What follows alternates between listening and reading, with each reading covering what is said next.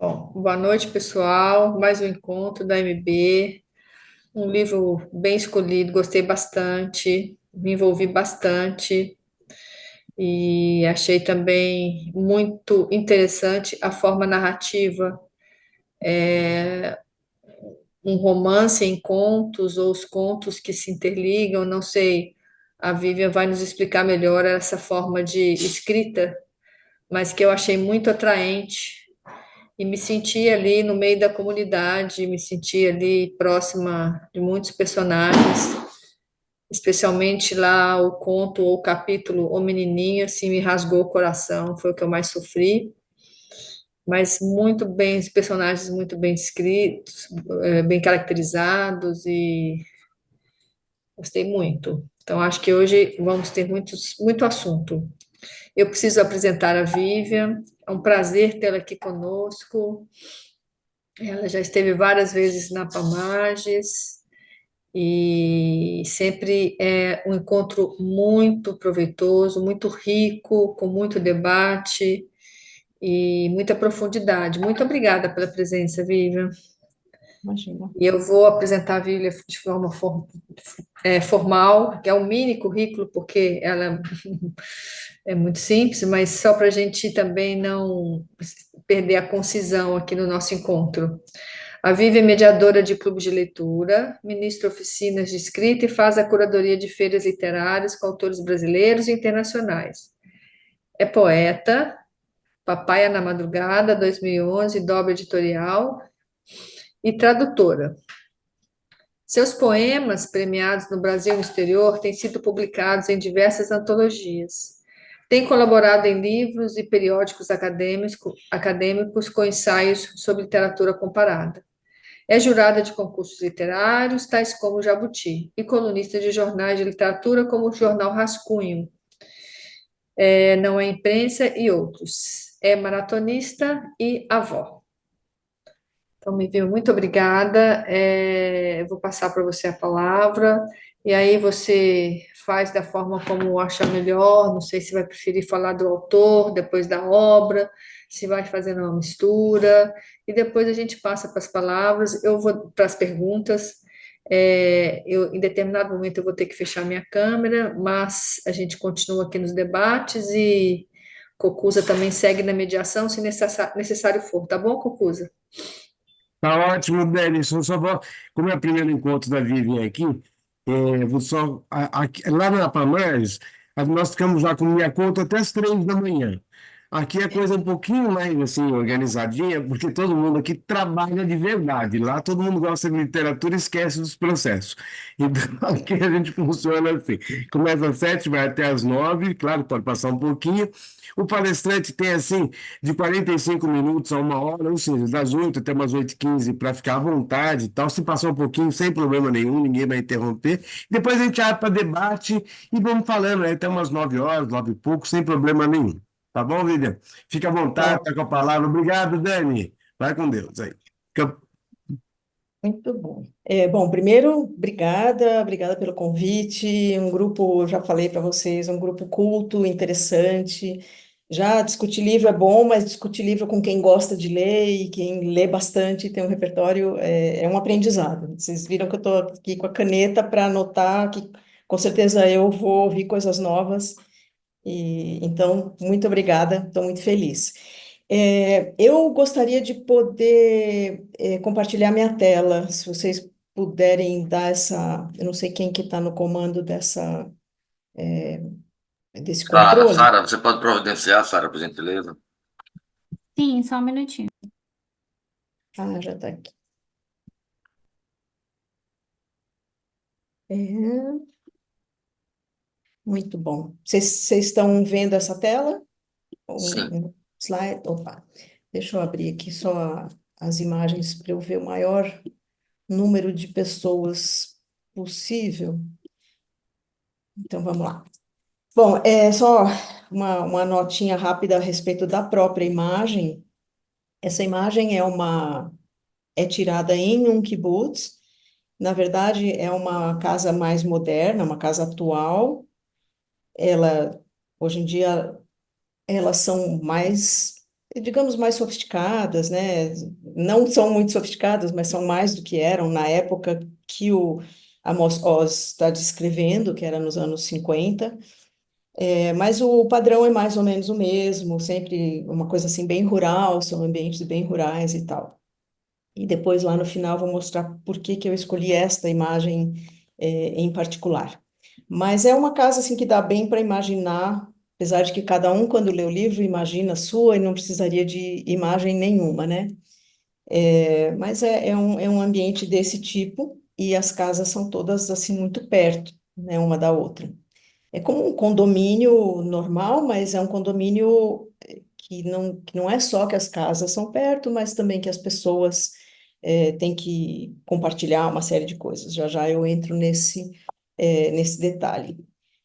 Bom, falar um pouquinho sobre o autor, eu acho que vários de vocês já conhecem, já leram vários livros dele.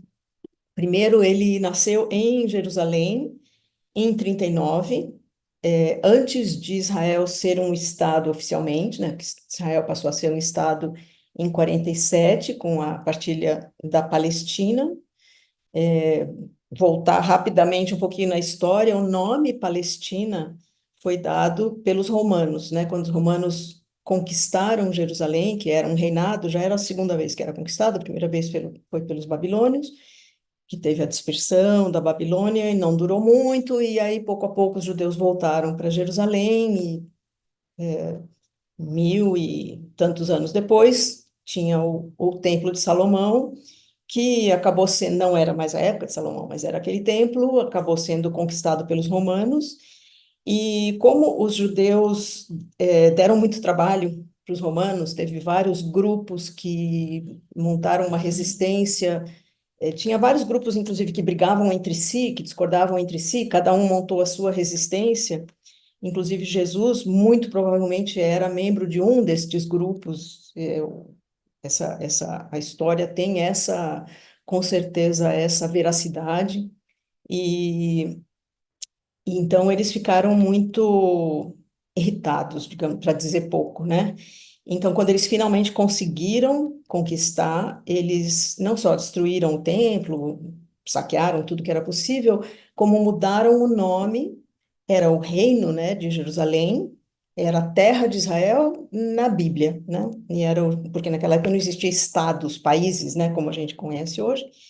E eles deram então nome para aquela região de Palestina como uma vingança, porque os filisteus eram outro povo que tinha sido conquistado e destruído, então era para equiparar esses judeus que deram tanto trabalho, dizer, olha, eles são como os filisteus, né? Então por isso deram o nome de Palestina, que foi o nome que ficou naquela região muito mais tarde, todo o período do Império Otomano, depois o período britânico, e então aquela região que se chamava Palestina incluía judeus, árabes, tinha armênios, tinha grupos de várias religiões, russos ortodoxos, e, bom, encurtar o conflito todo em 47, devido ao que se viu depois da Segunda Guerra Mundial.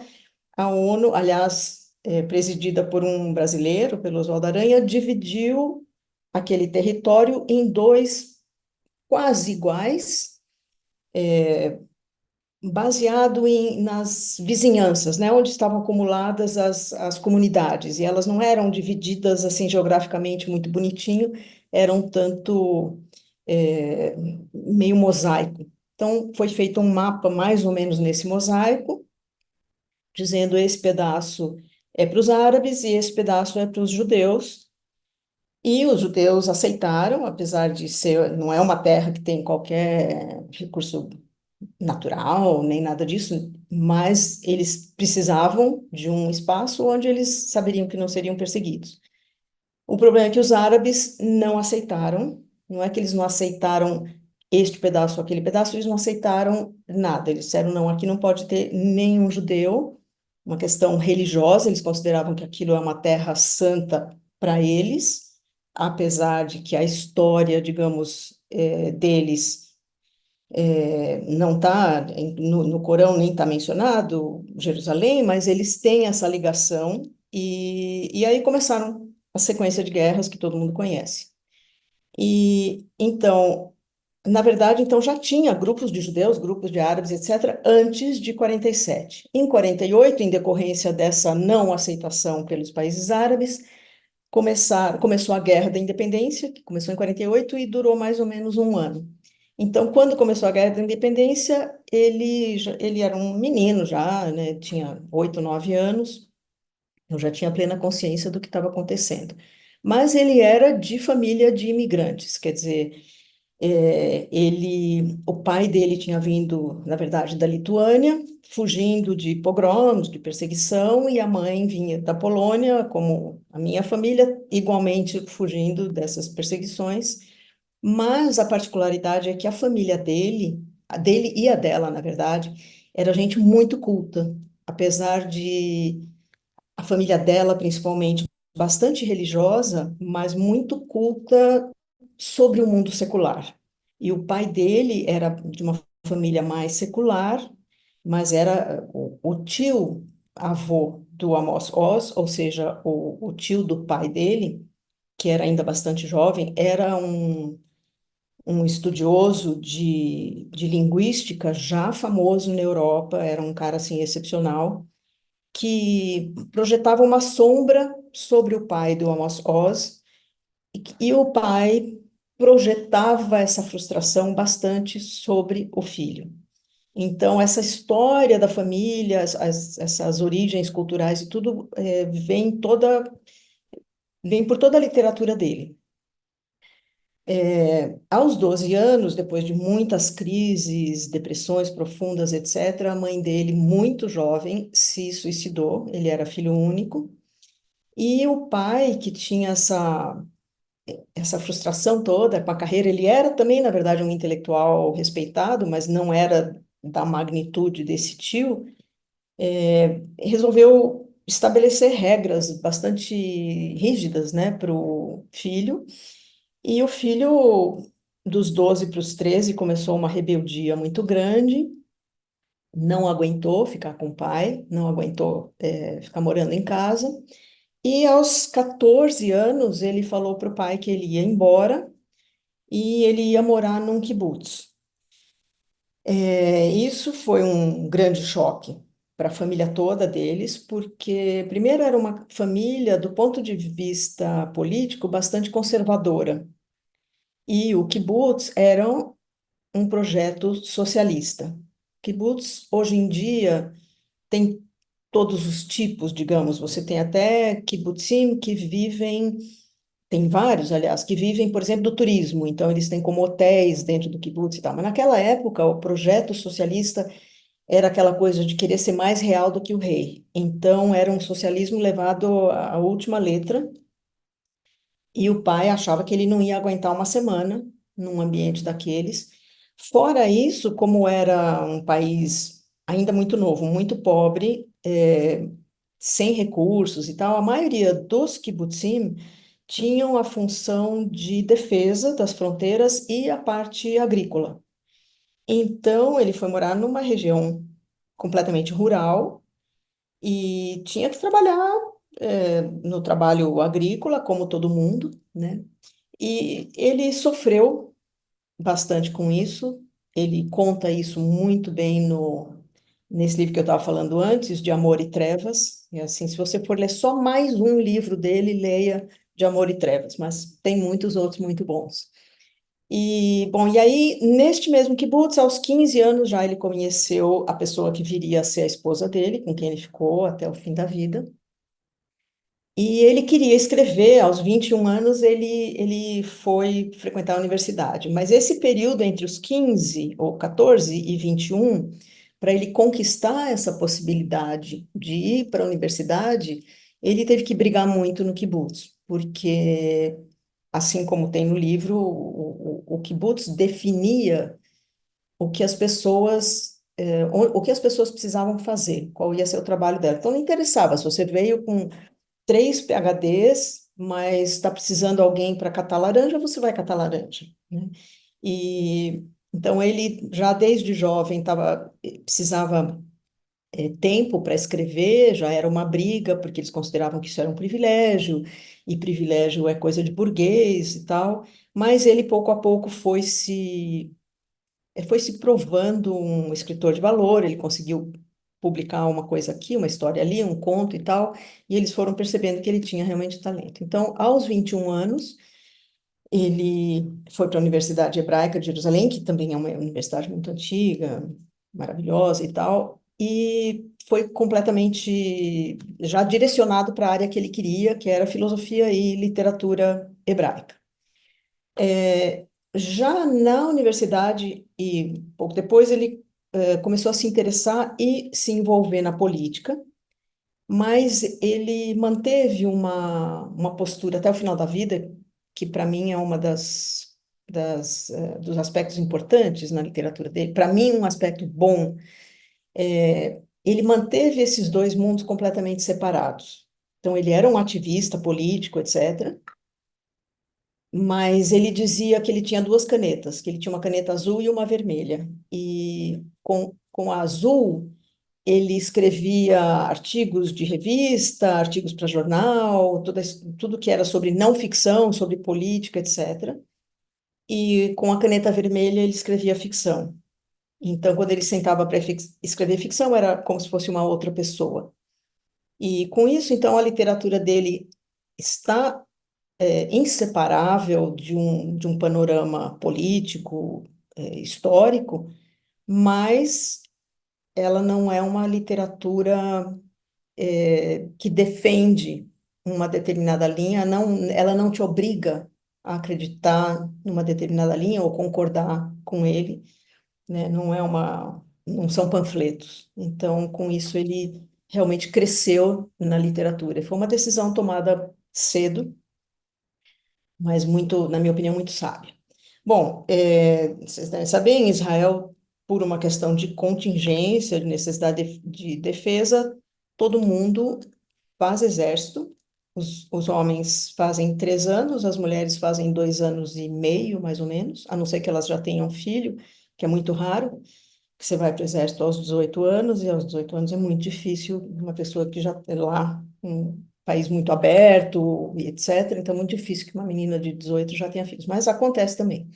Enfim, e aí ele, então, frequentou o exército. No período que ele estava, na verdade, depois do período que ele saiu do exército, mas você fica como reservista. Hoje em dia você fica como reservista, acho que até os 48 anos, se eu não me engano, 48, 49 anos. Eu estou tentando fazer a conta, porque meu genro vai fazer 50 e ele ainda serviu. O reservista todo ano faz uns 30 dias como se fosse uma reciclagem, que nem sempre significa que ele fica longe de casa, dependendo do que ele está fazendo, ele tem que fazer uma atualização, digamos assim, né? E então, quando ele estava ainda como reservista, ainda teve duas guerras muito grandes, muito importantes. Então, ele lutou nessas guerras, como todo israeli, como toda israelense. E então, ao mesmo tempo, ele era um escritor de uma grande profundidade, tudo isso, mas ele viveu de muito perto as histórias que ele conta. Então, ele não é um escritor distante da história, digamos, sobre a qual onde as coisas acontecem, né, nos romances dele. Então, ele ficou nesse kibbutz, lá ele se casou e ficou morando com a esposa. Eles tiveram primeiro uma filha, depois tiveram mais uma filha. Quando nasceu o terceiro, que é um rapaz, ele que foi quando o Amos Oz já estava com 40 e poucos anos, essa criança nasceu com asma, um problema de asma. E dos tratamentos que se usa até hoje, que se recomenda lá em Israel, é a pessoa que tem asma ir para um lugar muito seco. Então, eles se mudaram para essa cidade que chama Arad, que é à beira do deserto, assim, é um lugar, claro, é um lugar para quem gosta de deserto, é uma paisagem lindíssima, muito seco, né? Mas que resolveu o problema de saúde do menino. mas criou, digamos, um certo desajuste, porque tanto ele quanto a esposa basicamente tinham crescido no kibbutz e eles foram viver uma vida individual, né, como uma família individual. Então teve uma série de adaptações. E quando ele faleceu uns anos atrás, o mundo inteiro conhecia o filho, alguma coisa sobre o filho e alguma coisa sobre uma das filhas. Eu mesma nem sabia que ele tinha mais uma. E aí, esta filha escreveu um livro muito crítico sobre ele como pai, etc. Então, parece que muitos problemas surgiram naquele período, quando eles se mudaram para essa casa. Mas a literatura dele não reflete exatamente isso, quer dizer, a gente não perceberia isso. Ele tem problemas na literatura dele de famílias que têm problemas, casais, traições, separações, etc., mas não é uma coisa assim. Também ele não fazia uma literatura que era ipsis literis a biografia dele. Bom, e aí ele, em mais ou menos 2013, 2014, começou a demonstrar sinais de senilidade e em 2018 ele faleceu. Bom, tem uma obra enorme, né, entre 65, que foi quando ele começou a publicou o primeiro livro, até 2011, que eu acho que foi o último livro dele, ele publicou 35 livros em todos esses gêneros que vocês estão vendo. Que eu saiba, ele só não publicou poesia. Publicou muito ensaio, muita crítica literária, muita crítica social, política, etc. Entre 69 e 2011, os livros já começaram a ser traduzidos, e aí foram traduzidos. O dado que eu tenho é 42 idiomas, pode ser até mais, perdão, porque hoje em dia cada tradução acaba, perdão, acaba abrindo portas para mais duas ou três, né? Com as comunicações que se facilitaram. Enfim, então, presente em 43 países. Por que que isso é interessante? Porque ele escreve de um país muito pequeno, muito menor que Sergipe, de um país que tem uma cultura até bem peculiar, porque são muitas culturas num espaço muito pequeno. Por um lado, muitos conflitos, por outro lado, grandes descobertas, né, de como se convive. E mesmo assim, aparentemente interessa, digamos, ao mundo todo, né? Então, ele fica demonstrado que é um autor universal. Então, mesmo se você nunca foi para Israel, não conhece ninguém, sei lá, você mora no interior do Japão e você não tem nenhum interesse por isso, alguma coisa na literatura dele te faz se identificar, né? Também, mais ou menos nesse período, ele escreveu 480 ensaios, ensaios longos, e, como eu falei, sobre literatura, política, crítica social, etc. E de lá para cá, desde o primeiro livro dele, ele já começou a chamar muita atenção, e então existem dezenas, centenas de teses sobre ele, livros sobre a obra dele, etc., ou comparando a obra dele com outros autores.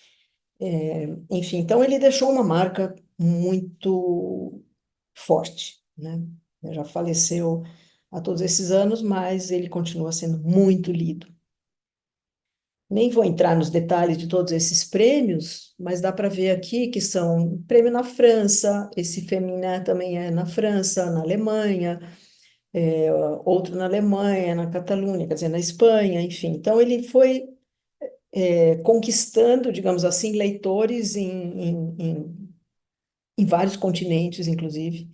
Ele se interessava muito por, pela interação, ou melhor, pela resposta dos leitores.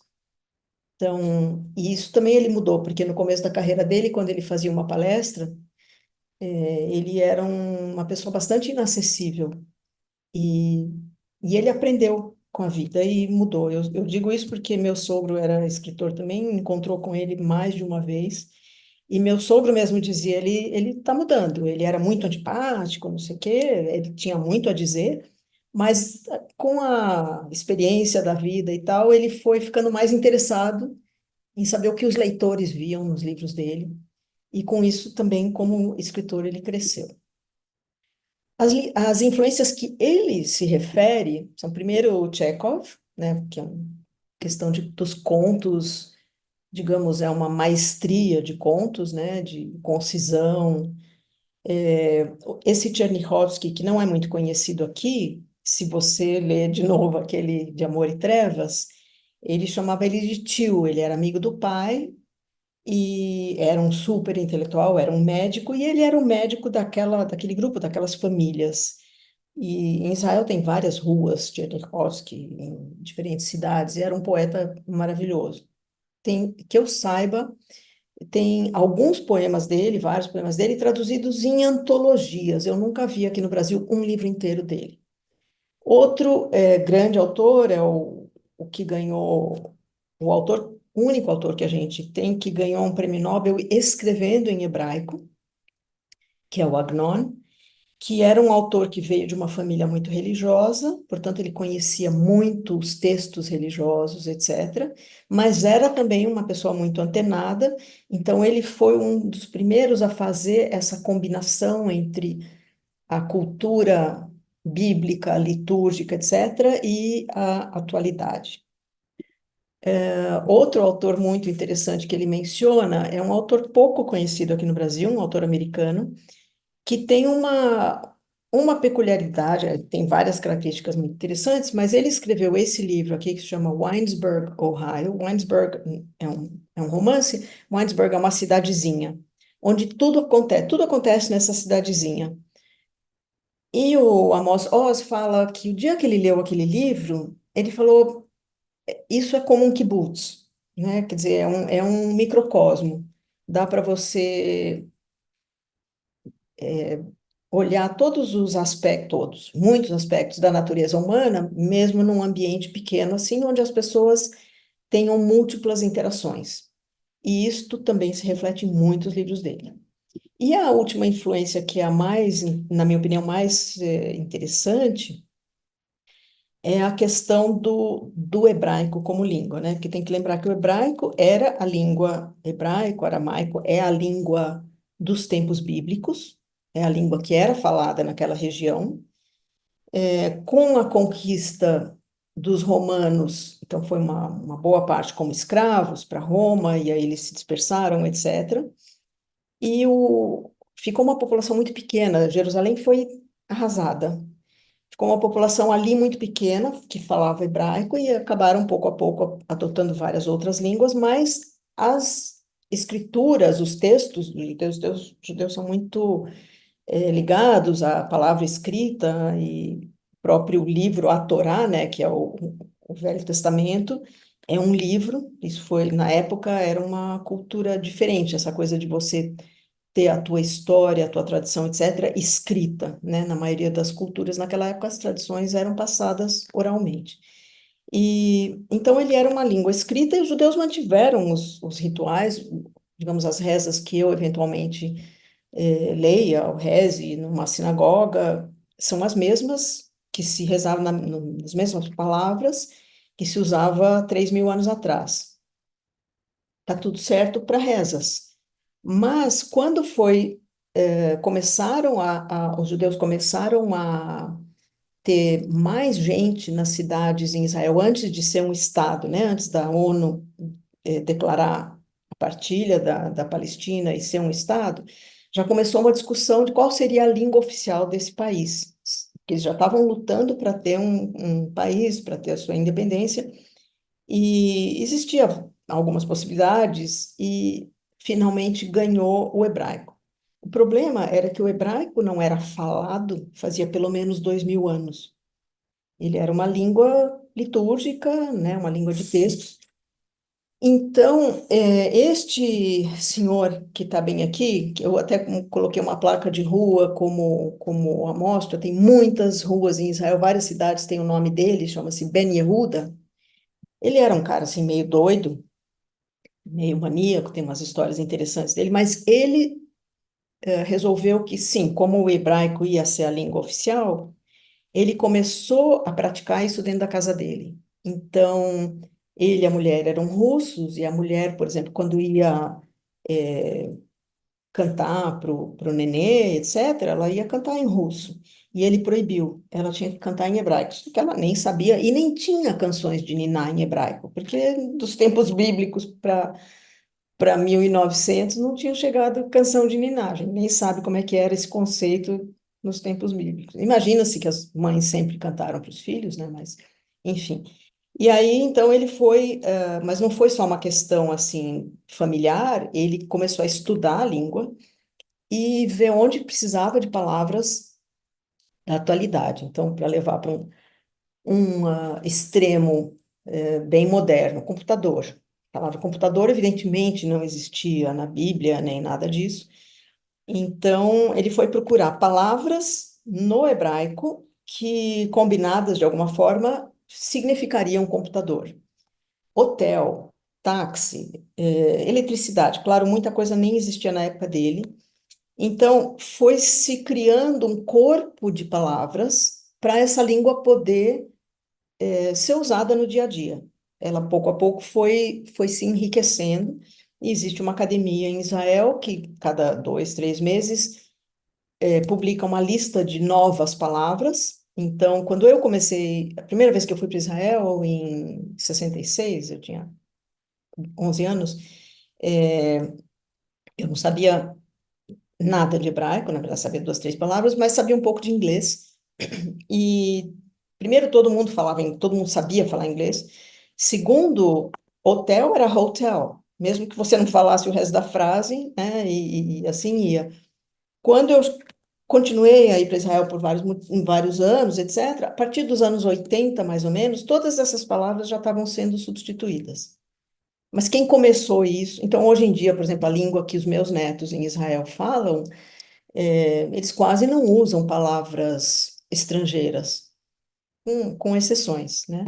E isso começou com esse Ben Yehuda, e isso é uma coisa muito interessante, porque, por um lado, uma dificuldade para um escritor, imagina você escrever nos anos 50, nos anos 60, com uma língua que não tinha todos os recursos da língua daquele momento, para refletir o que existia nos anos 60, mas, ao mesmo tempo, é uma língua muito dinâmica, tem coisas novas o tempo todo.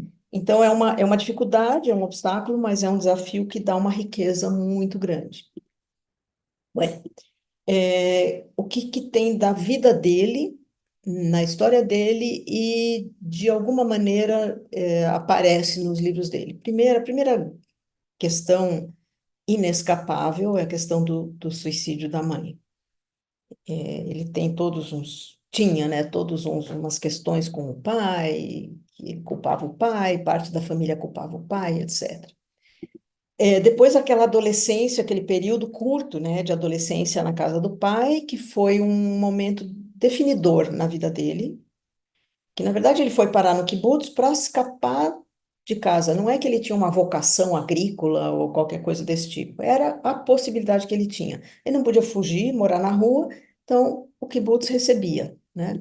Então ele se mudou para esse kibbutz, aí tem uma foto justamente do kibbutz para onde, que não é o kibbutz que aparece nesse livro é ficcional, né? Mas é muito parecido. Aí é uma foto daquela época. Lá ele se casa com essa senhora, com quem ele ficou casado, como eu disse, até o final da vida. Depois ele se mudou para Arada, que é uma foto de Arada, para vocês terem uma ideia de um lugar. Quer dizer, ele foi para um kibbutz que ainda estava começando a plantar, mas hoje em dia um kibbutz é uma coisa. São jardins gigantescos, para dar uma ideia, por exemplo, a flor nacional da Holanda é tulipa. Então, todo mundo tem tulipas em casa o tempo todo. Mas a Holanda não dá conta de produzir tulipas. Então, Israel exporta tulipas para a Holanda. E elas são plantadas em kibbutzim, né? Então, assim, você olha, não sei se vocês já viram um lugar onde se planta tulipas, cores maravilhosas e tal.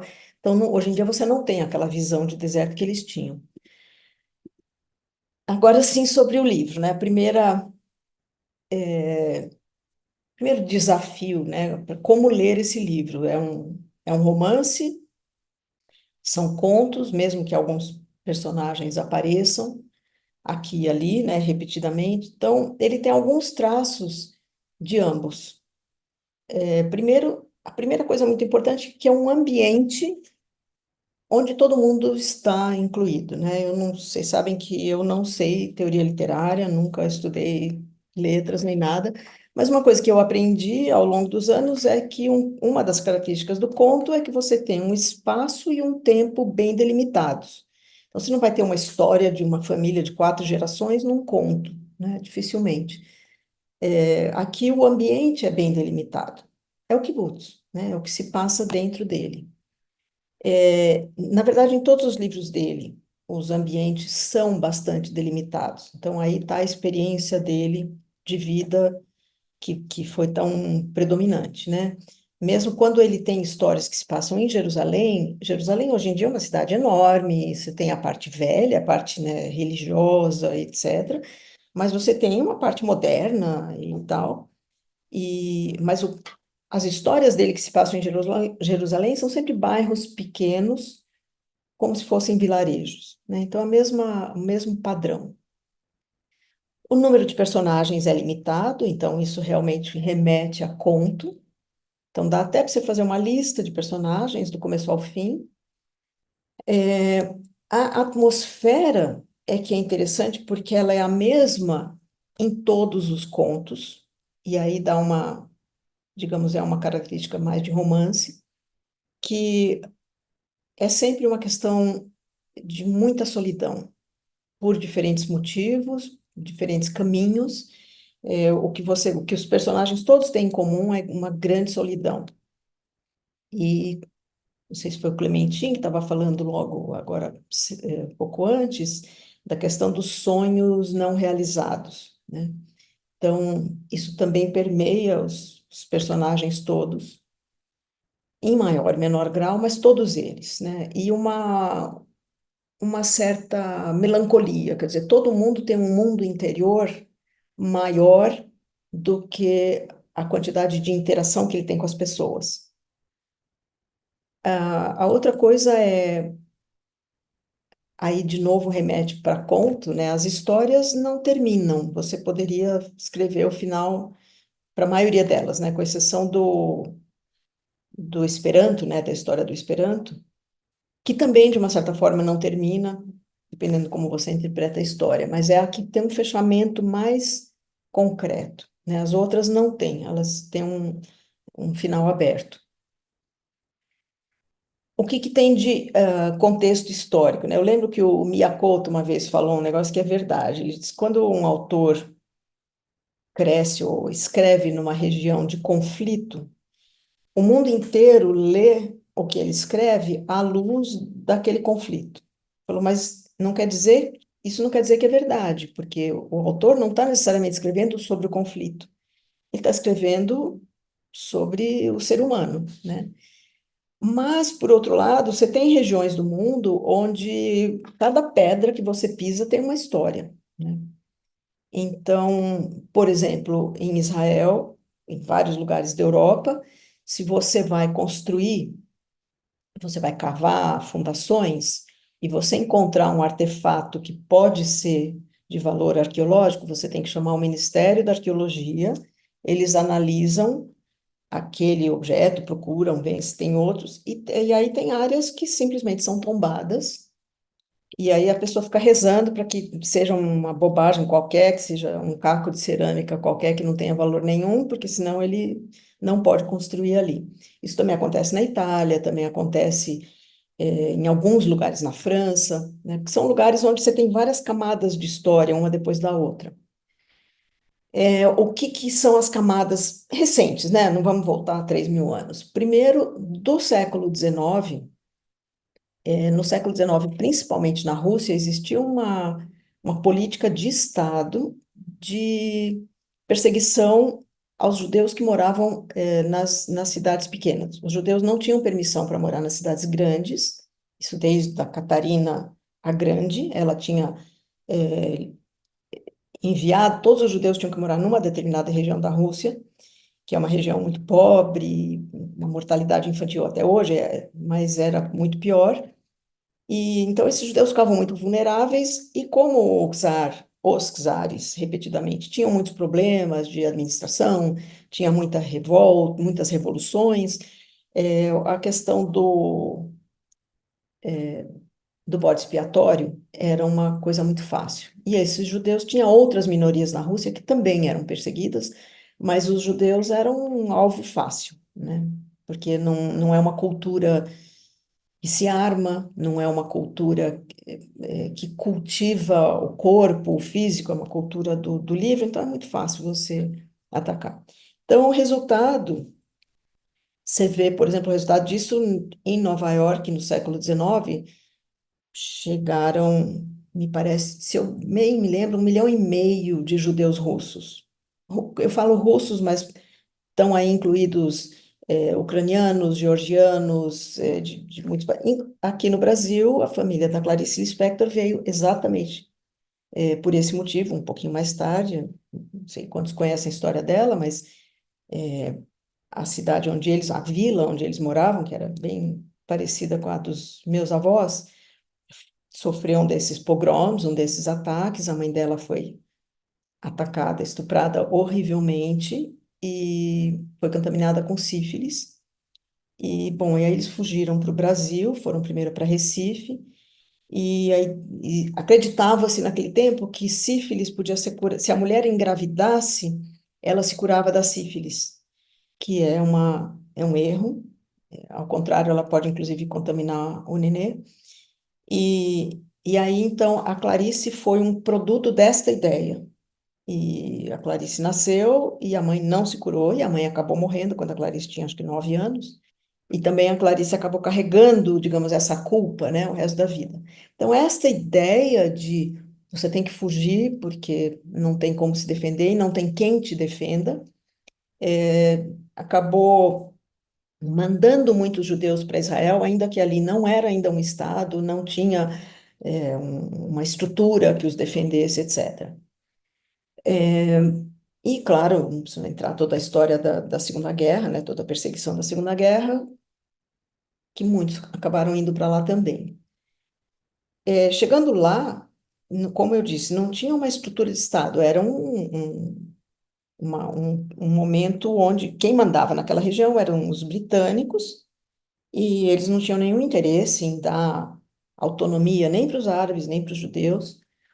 Então, os judeus tinham que se armar, se organizar, e inclusive plantar. Por exemplo, chegaram lá, tinha muita malária, então tinha que plantar para acabar com a malária. Eles plantaram bosques inteiros de eucaliptos, porque o eucalipto suga muita água. Então, todo esse trabalho com a terra era um trabalho que essa população não estava acostumada a fazer.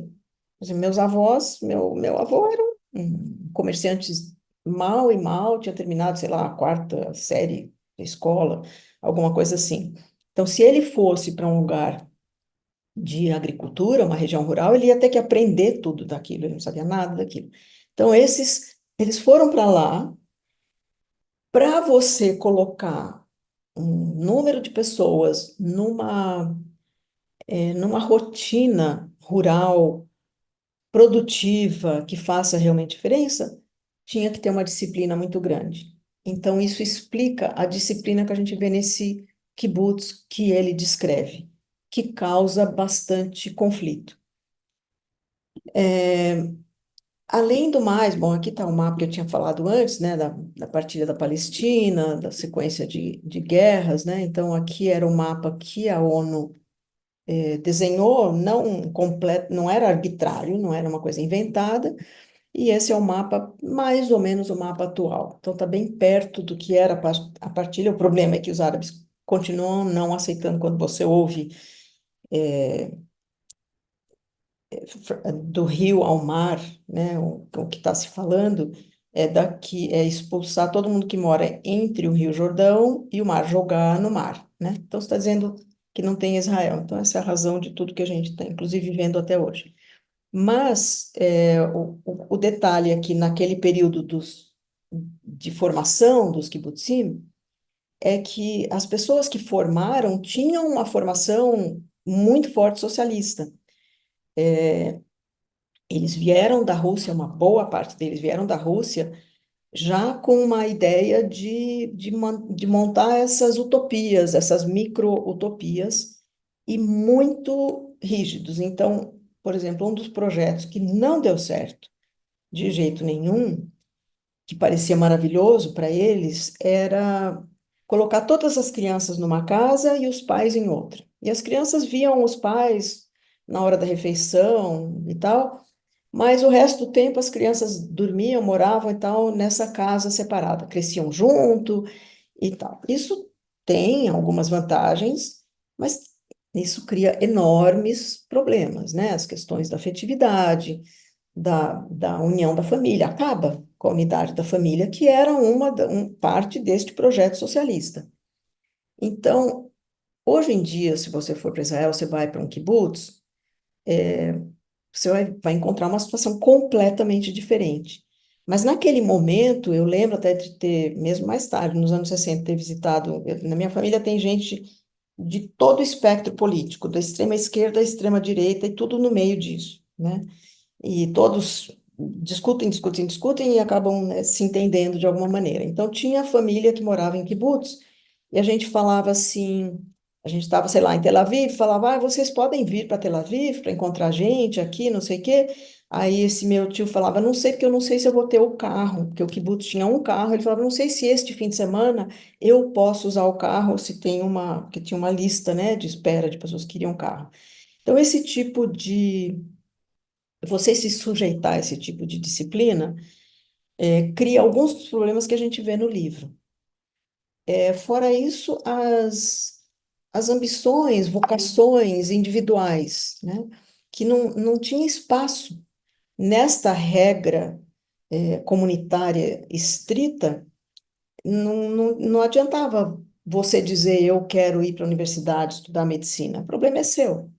Aqui você cresceu no kibbutz, você tem que cuidar das cabras, sei lá, cuidar das galinhas.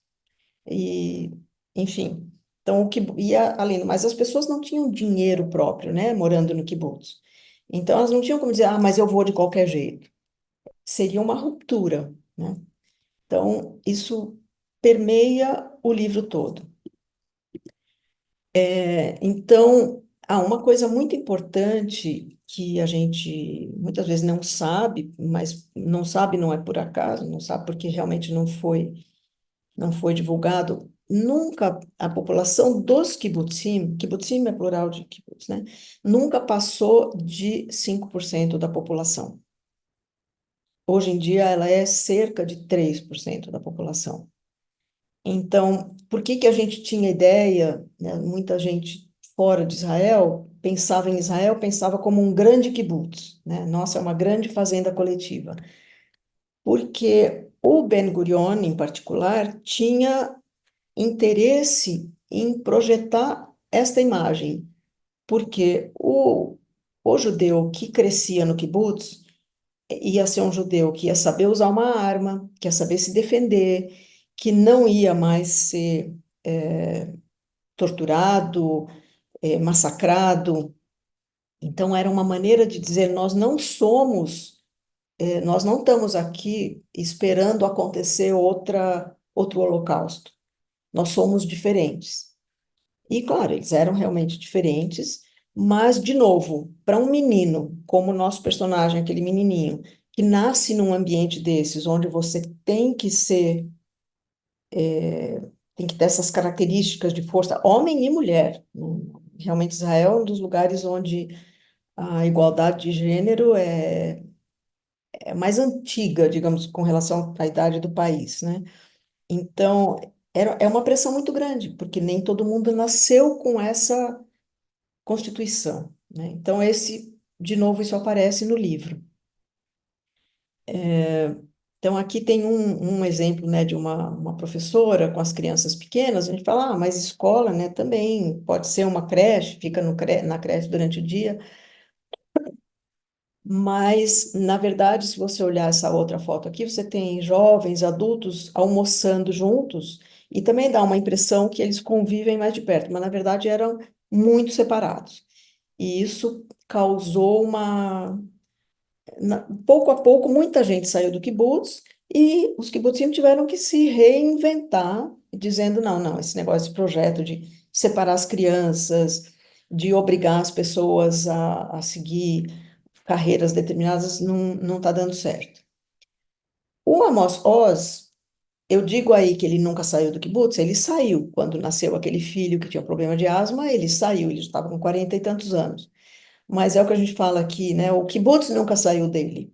Então, ele foi com esta mentalidade para morar numa casa de uma família só e não mais num projeto coletivo, mas ele continuou com essa ideia do o coletivo acima do individual. Isso é um marco muito grande. A literatura oriental, asiática, etc., você vê muito mais a, a questão a primazia do coletivo e não do individual. Em geral, quando você tem um indivíduo que tem suas questões, seus interesses, etc., ele é o rebelde. Na literatura ocidental, você tem o contrário. A literatura parte, em geral, do indivíduo e os rebeldes são aqueles que querem colocar o coletivo acima de tudo, né? A literatura israelense, como boa parte da população culta que chegou lá nos anos 20, 30, etc., veio da Europa, é uma tradição bastante ocidental, né? Então, não era uma tradição que colocava o coletivo acima de tudo. Mas quem morou em kibbutz, quem era convicto desse tipo de... Quem era socialista, realmente acreditava que essa era a solução.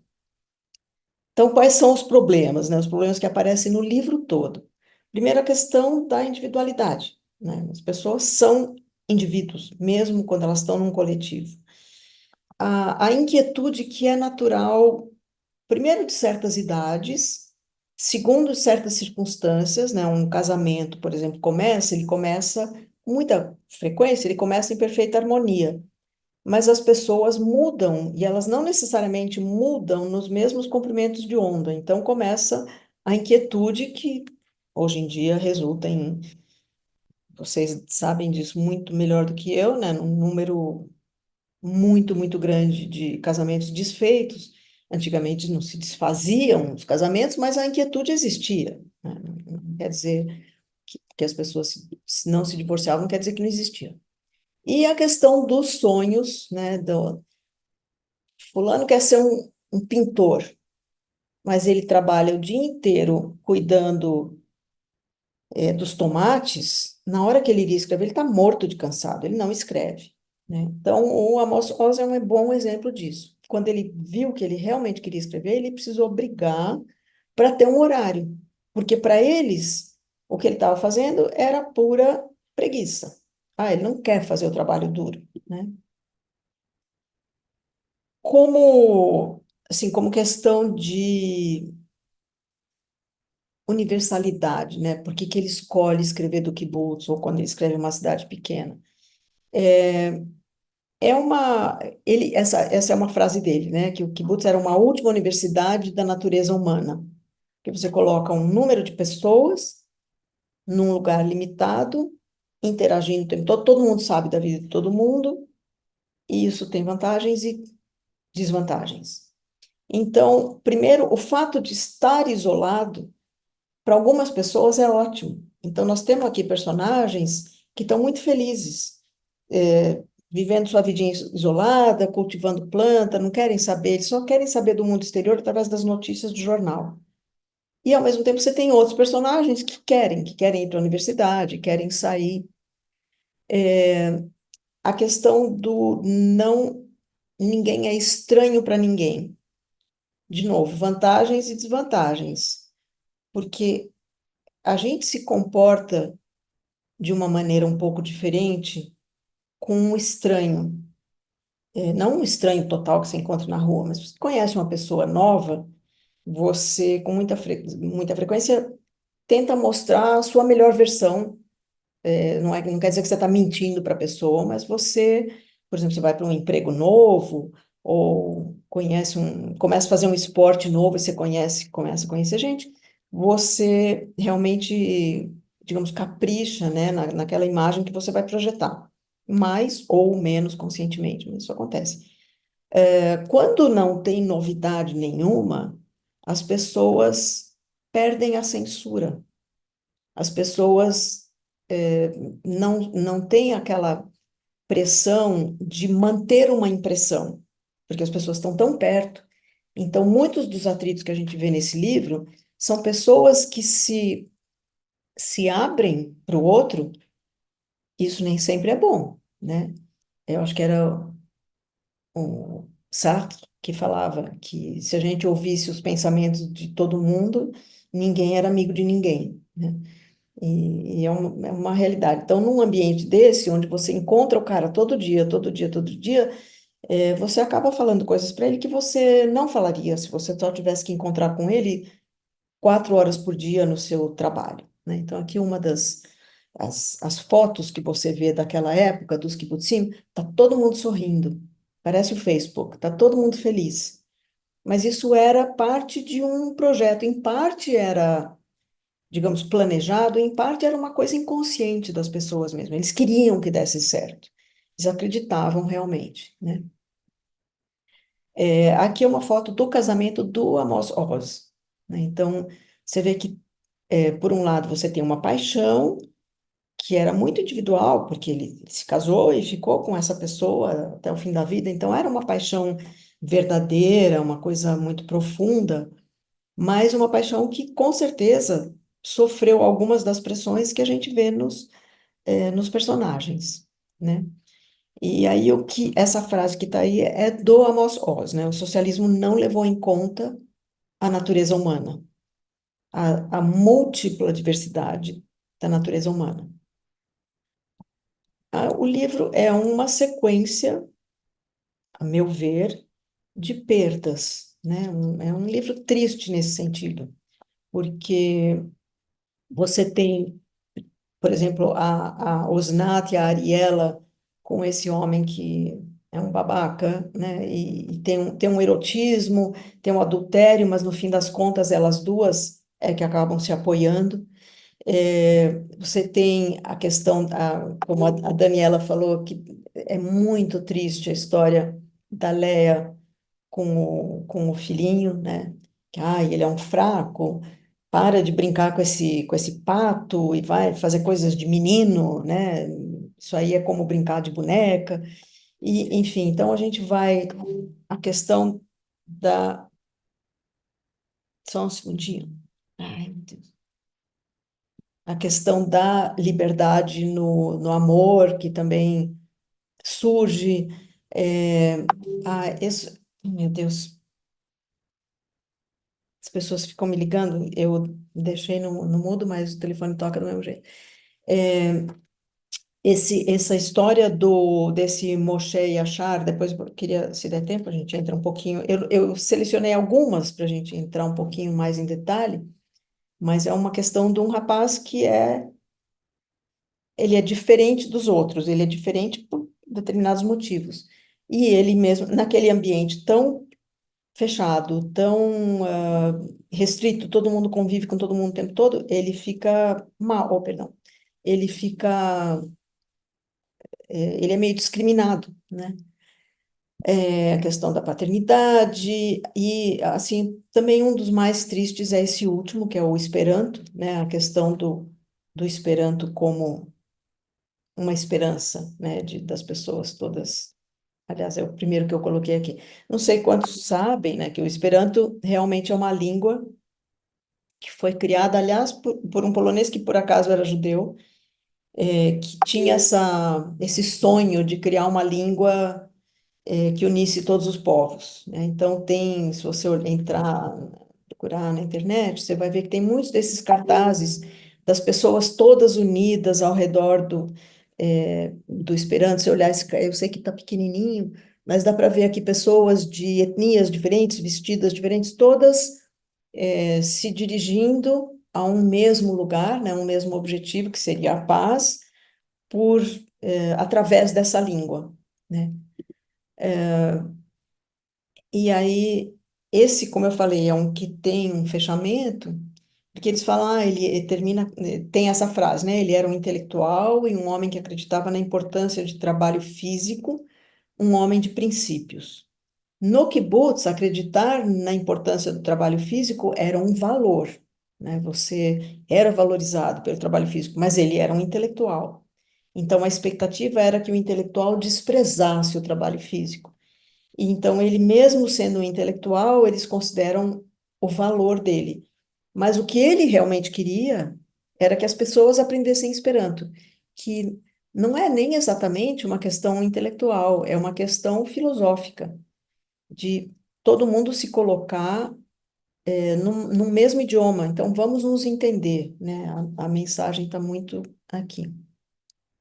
Com isso, é claro que esse conto, na verdade, não está tratando da questão do Esperanto. O que esse homem está mostrando, e com a morte dele fica muito claro, é que eles já perderam essa esperança de todos se unirem e todos eles ali falarem uma mesma linguagem. O kibbutz, como um microcosmo, tem que, de alguma maneira, dar espaço para as diferenças individuais, né? E então é um conto, eu considerei como uma eulogia, né, pela morte do kibbutz, não daquele especificamente, da ideia, né, de kibbutz. De novo, não é que o kibbutz morreu, existem, e eles são importantes até hoje em várias áreas. Hoje em dia não é tanto numa questão de defesa, mas, por exemplo, ali no sul, ao lado de Gaza, onde foi todo aquele massacre, naquela região, que é uma região pequena, você imaginar que Israel inteiro é menor que Sergipe, então imagina um pedacinho lá no sul, produz mais ou menos 30% de toda a produção agrícola de Israel. São 10 milhões de habitantes com um padrão de vida de primeiro mundo, né? Então, realmente é uma região que, do ponto de vista, são os kibbutzim, e tem kibbutz também no norte, tem kibbutz em outros lugares. Mas ali eu falo dali porque ali eu conheço, trabalhei ali, fiz lá serviço voluntário em janeiro e fevereiro, ali, bem exatamente ao lado de Gaza. E posso dizer que são aqueles campos assim maravilhosos, verdes, floridos, e é uma região então importante por isso. Mas não tem, os problemas sociais não são mais tão acentuados como eram. Eu vou falar só mais deste conto, porque eu acho que esse é muito tocante e ele envolve uma história longa. O Amos Oz tem essa técnica de contar alguma coisa que na verdade, você vê, tem uma história ali na superfície, mas tem uma história enorme por trás daquilo, por trás ou antes, né, daquilo tudo.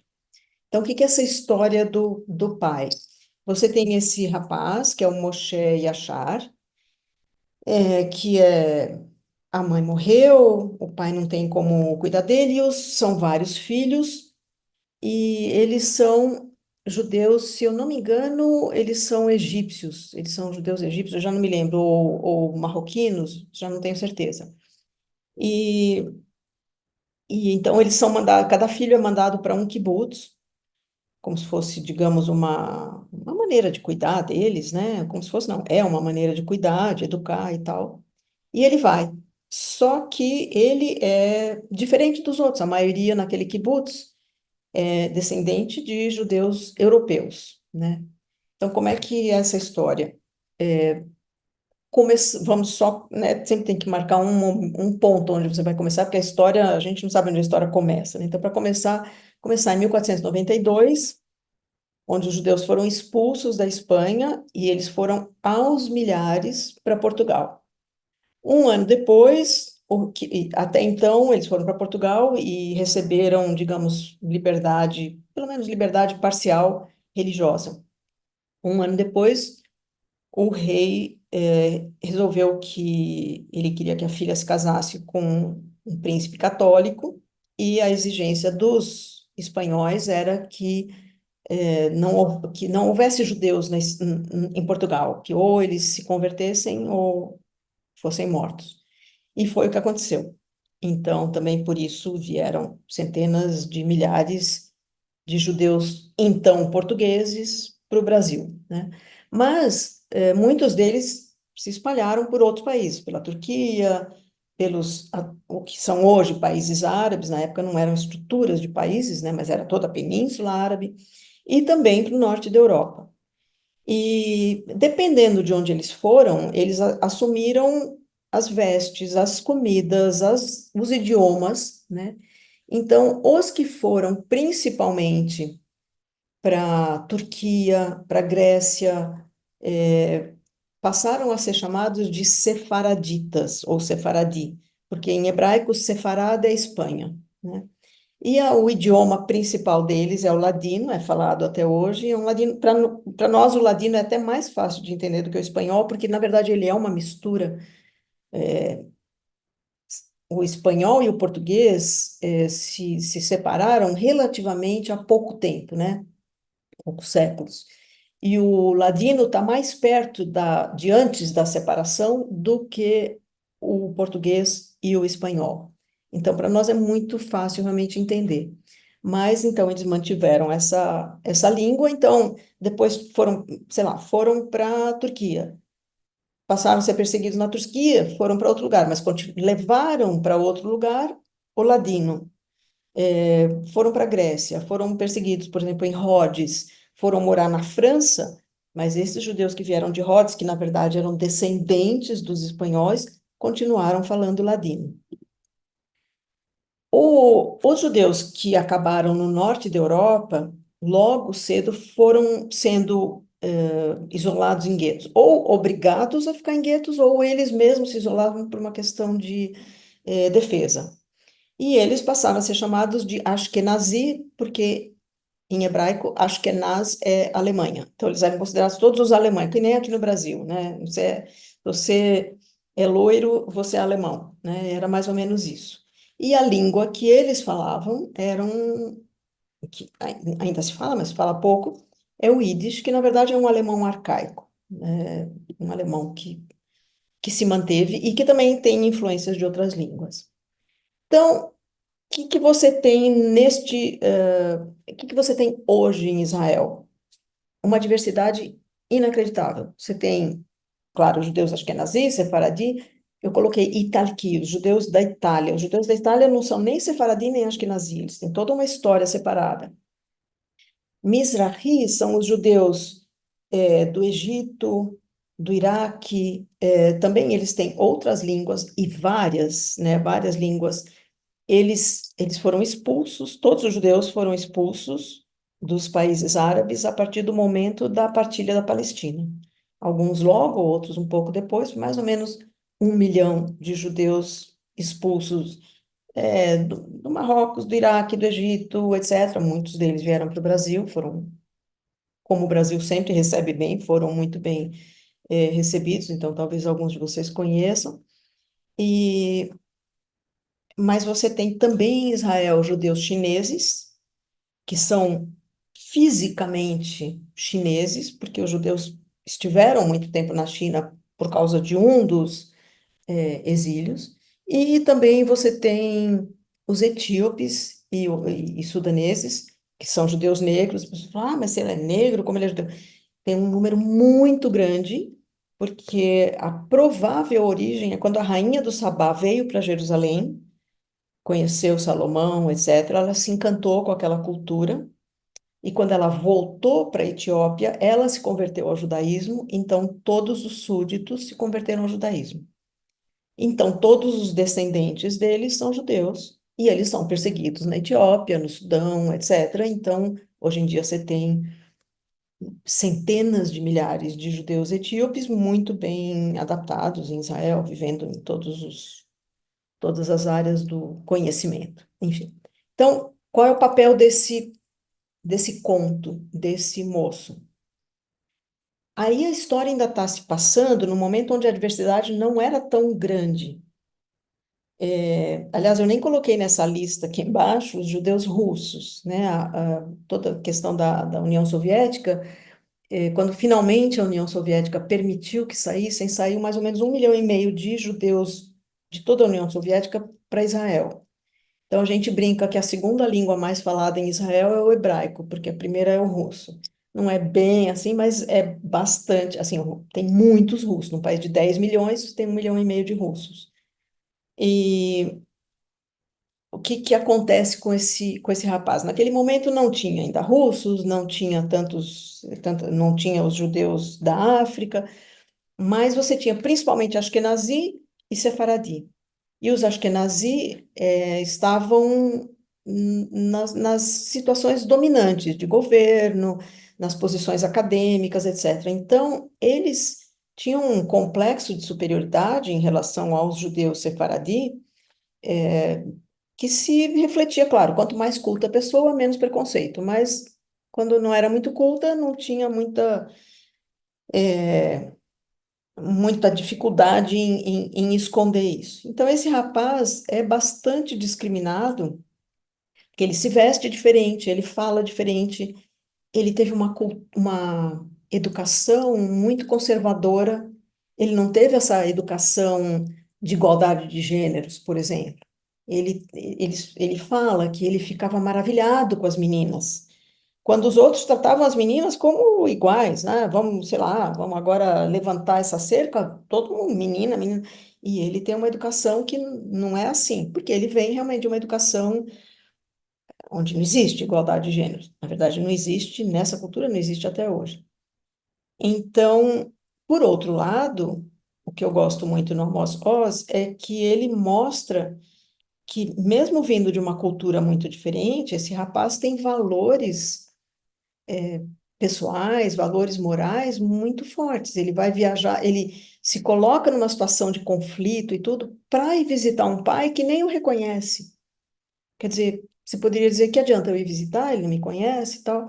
Ele vai, é uma obrigação, é parte da cultura dele. Então essa história toda é para mostrar o que acontece quando chega um diferente no meio de um ambiente desse tipo, né? Um ambiente fechado, cheio de regras, etc. E ainda vem um que não se encaixa de jeito nenhum, por mais que ele tentasse. Bom, eu vou parar por aqui, porque antes de mais nada, eu gostaria de ouvir as impressões de vocês e tudo isso. E talvez vocês tenham perguntas, não sei se eu vou saber responder, mas de qualquer maneira, no mínimo gostaria de saber o que vocês acharam do livro, se foi uma surpresa, se teve algum impacto, não sei como vocês... Professora Vivian, Sim, como mediador aqui, vou dar a minha primeira opinião e vou resumir de forma muito simples.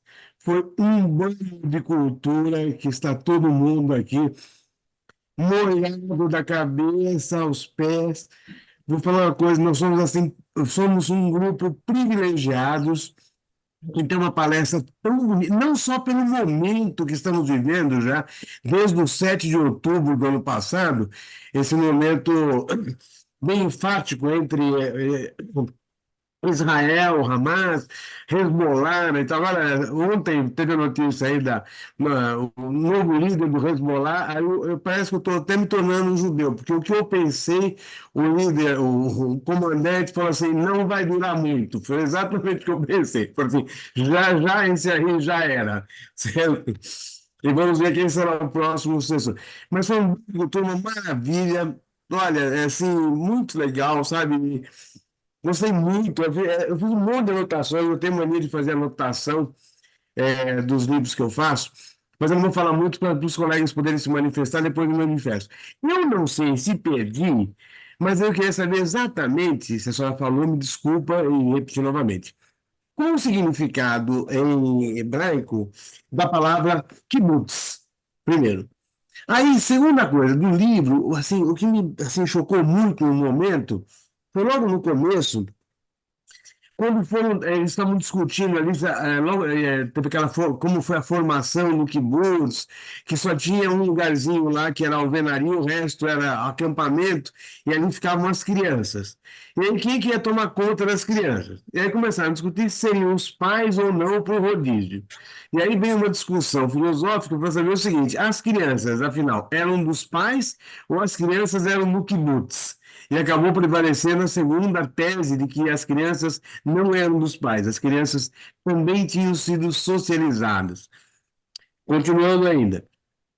É, veja só, por exemplo, terminada a Segunda Guerra Mundial, os russos, que eram um país socialista, ainda que entre aspas, aí, bom, mas socialista, então, ele tava assim, dominaram tudo, né? Polônia, Hungria, toda a região. E aí, mesmo assim, com essa filosofia toda russa, vamos dizer assim, do socialismo, porque assim, essa linha filosófica dos kibbutz adotou como uma solução para a formação do novo Estado de Israel. E deixa eu ver se eu tenho mais alguma coisa. Aqui deve ter mais uma. Uma coisa, eu amei, assim, eu fiquei apaixonado pela Osna. Sou Uhum. apaixonado por ela, vou ficar apaixonado por ela, porque é difícil ver uma pessoa tão boa quanto ela. Perder o marido para outra e ficar preocupada com os remédios que o Boaz tinha que tomar. E depois, lá no Esperanto, no final, ela toma conta do. Ai, como é o nome dele? Daqui a pouco eu Ah, lembro o nome dele. É do último personagem, que era o professor de Esperanto. Ela toma conta dele daquele jeito, como se ele fosse uma criança. Fiquei apaixonado por essa pessoa. Essa pessoa está lá no céu, apesar de ser uma personagem, na minha concepção. Professor, eu só posso, assim, acho que agradecer em nome do grupo inteiro e parabenizá-la pela brilhante palestra. E foi, assim, nota 1000. imagina. Palavra aqui, a senhora primeiro, depois o Jorge, que está na lista aqui. Pode falar, professora, está com a palavra. Jorge? Jorge? Eu ou Jorge? Não consegui entender. Professora, a senhora primeiro sobre as minhas observações e depois eu passo a palavra para o Jorge e para a sequência dos colegas. Pode falar. Tá. Então, primeiro, a palavra kibbutz, eu posso até olhar de novo, eu não sei a etimologia da palavra, eu até deveria ter olhado, mas eu sei que significa comunidade, né? Então, bem dentro desse conceito socialista. Eu também tenho tenho uma queda por essa personagem, essa Osnat, por essa capacidade de doação, e, na verdade, a gente fala, isso aí é ficção. Eu conheço gente assim. Eu conheço gente que não tem, assim, tá bom, é isso que a vida apresentou. O que que eu posso fazer ainda para não piorar, né? Perdi meu marido para essa outra mulher, mas eu amo meu marido de qualquer maneira, né? Então, o importante é que ele esteja bem. Eu conheço gente assim, então ela me lembrou gente que eu conheço. Eu pensei, puxa, como ele captou isso bem, né? Porque ela também não é piegas, né? Então eu adorei. E que mais? Sim, só uma palavrinha bem rápida, se der tempo no final a gente volta. A questão do 7 de outubro, na literatura, o Amos Oz era um pacifista, uma pessoa. O projeto do socialismo, ele concordava que não deu certo, mas tinha muitas coisas do socialismo que ele defendia, por exemplo, um Estado grande, etc. E também a questão da relação com os palestinos, ele defendia de uma certa... Ele, não só ele, né?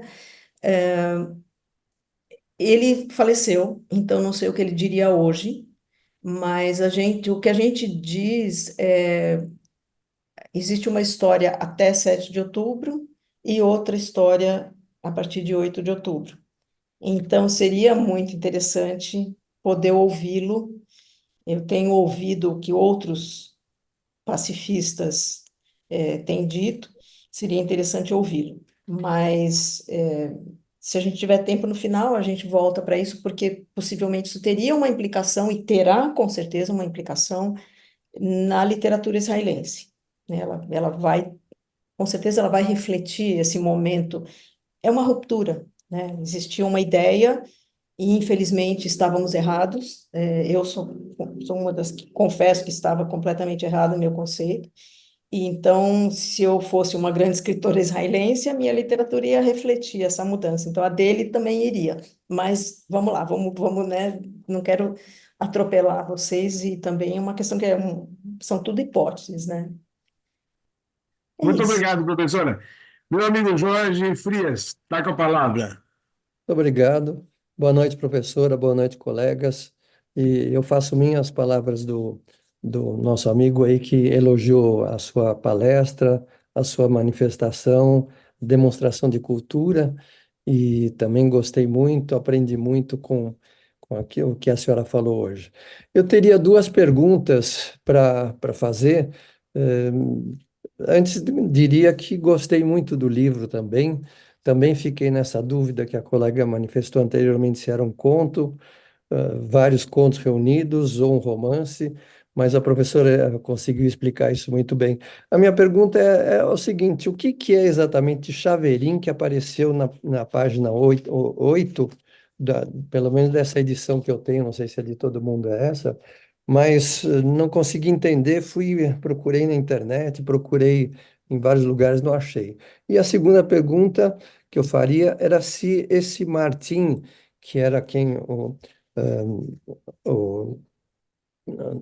o Franco estava querendo lembrar, né? Que é o Isso. professor de Esperanto, o jardineiro lá, não seria mais ou menos a reprodução do Amós, eh, pelo idealismo que ele mostra, eu não seria, pelo que a senhora falou hoje, né? Do, do romancista, do escritor, queria saber se a senhora acha que ele é a reprodução dele no Martin. Era Eu isso. acho perfeita essa colocação. Assim, eu diria que há algumas características. Ele colocou um pouco de si em alguns personagens, mas ele colocou muito de si neste personagem. Isso é bem verdade, porque ao sair do kibbutz, inicialmente, ele teve assim, um conflito muito grande, mas pouco a pouco ele se deu conta que aquele projeto não podia dar certo, não naquela escala, né? Então, de uma certa forma, ele é como esse personagem. E um cara muito culto, né? Ele tem algumas características, por exemplo, a questão dele querer escrever, e você tem um personagem que quer ir para a universidade, e enquanto ele é frustrado nisso, não é dada a permissão, ele vai passear naquela vila, que na verdade são ruínas antigas, né, de uma vila árabe, que ele fica passeando ali. É como se, para mim, é como se ele tivesse viajando na imaginação, né? Fosse para um lugar onde ele podia imaginar qualquer coisa, que são ruínas. E é o que o Amos Oz fazia. Se ele não podia escrever todo o tempo que ele queria, não podia ir para a universidade logo que ele quis, ele escrevia, então ele vivia na ficção, né? Quem escreve sabe que, por mais que a gente queira, na verdade, escrever bem, a gente usa muito a escrita como um outro país, uma outra vida que você não está podendo viver na sua verdadeira. Então ele coloca um pouco, mas eu acho essa ideia genial de dizer, eu não tinha pensado em particular no Martin, mas eu acho que é no Martin, né? Mas é isso mesmo. É isso mesmo, quer dizer, eu acho que eu concordo com essa interpretação. O Haverim, eles escrevem com CH, e se fosse num livro na Argentina, escreveriam com J, porque no hebraico é pronunciado como se fosse um H forte, quase um R, né? Haverim. Quer dizer amigo, mas também quer dizer camarada, que era o chique do chique no kibbutz, um chamar o outro de camarada. Então, eu conto isso porque, com uma certa ironia, porque, como eu falei, quando eu fui a primeira vez em 66, meu pai tinha ojeriza ao socialismo. E na minha família teve uma pessoa que sofreu, que era de Cuba e que sofreu muitíssimo e tinha muito para contar, que não aparecia nos jornais, e nós tínhamos também família na Rússia, que acabou indo para Israel. Então a gente tinha uma, digamos, uma história interna de como era isso, e meu pai tinha horror. Mas a gente tinha família, foi visitar essa família, e lá no kibutz, meu pai super mal-humorado, não sei o quê, falando com esse meu tio, e meu tio chamando as pessoas de, ai, camarada, camarada, e meu pai estava assim, possesso, né? Mas afinal de contas a gente estava visitando, não tinha nada que dar palpite em coisa nenhuma. Eu tinha 10 para 11 anos, mas me marcou muito. Então, mas enfim, é uma palavra também para namorado. Por exemplo, se eu pergunto para o meu neto, se ele me apresenta uma menina, ele fala, é minha haverá, né? Minha... Aí eu fico na dúvida, é só amiga ou é namorada? Porque a palavra também é a mesma. Então é isso. Muito obrigado. Muito obrigado. Carol, está com a palavra, Carol. Obrigada, Franco. É sempre um prazer ouvir a Vivian. Obrigada, Vivian, por mais essa aula, né? Por mais essa. Eu fiquei pensando aqui, né, enquanto eu ouvia você, como essa coisa do escritor é uma coisa que a pessoa não consegue evitar, né? Porque com todas as dificuldades que ele deve ter tido lá no começo, né? O preconceito, porque o que ele fazia não era bem visto, como ele chegou onde ele chegou. E aí tudo que eu li antes de começar a ler o livro, né, algumas resenhas, as pessoas comentando, era sempre assim: ah, é um livro sobre a vida no kibutz, vários personagens, enfim. Então, todo mundo descreve muito como um livro que retrata, né, essa realidade do kibutz. Mas eu sinto que é um livro que, ao mesmo tempo, sim, retrata bastante essa vivência. Ele é tão Ele trata tanto de pessoas, assim, e ele pode ser considerado tão global, porque a gente acaba se envolvendo com as pessoas independente da realidade delas. Eu não sei se você sente isso também. Eu acho que isso é uma característica dele. Eu acho que sim, ele é muito, tem a coisa da raiz, né, de tudo que ele viveu, da vivência que ele traz, que é muito importante, mas eu acho que o que cativa nele é essa construção desses personagens que saltam do livro, né? Pelo menos para mim e isso faz a gente ainda se envolver, é isso que o Franco falou, você se sente naquela realidade e vivendo o que a gente está vivendo ainda hoje, a gente tem vontade de ir lá e tentar salvar essas pessoas que já nem estão vivas mais, mas que talvez poderiam estar ali, em algum kibutz. Não sei se você sente isso também quando você lê esse escritor, não sei nem falar o nome dele direito, então vou deixar aí para você falar. Não sei se fala Amos Oz, se tem um jeito diferente aí de falar o nome dele. Mesmo, é Amos Oz mesmo.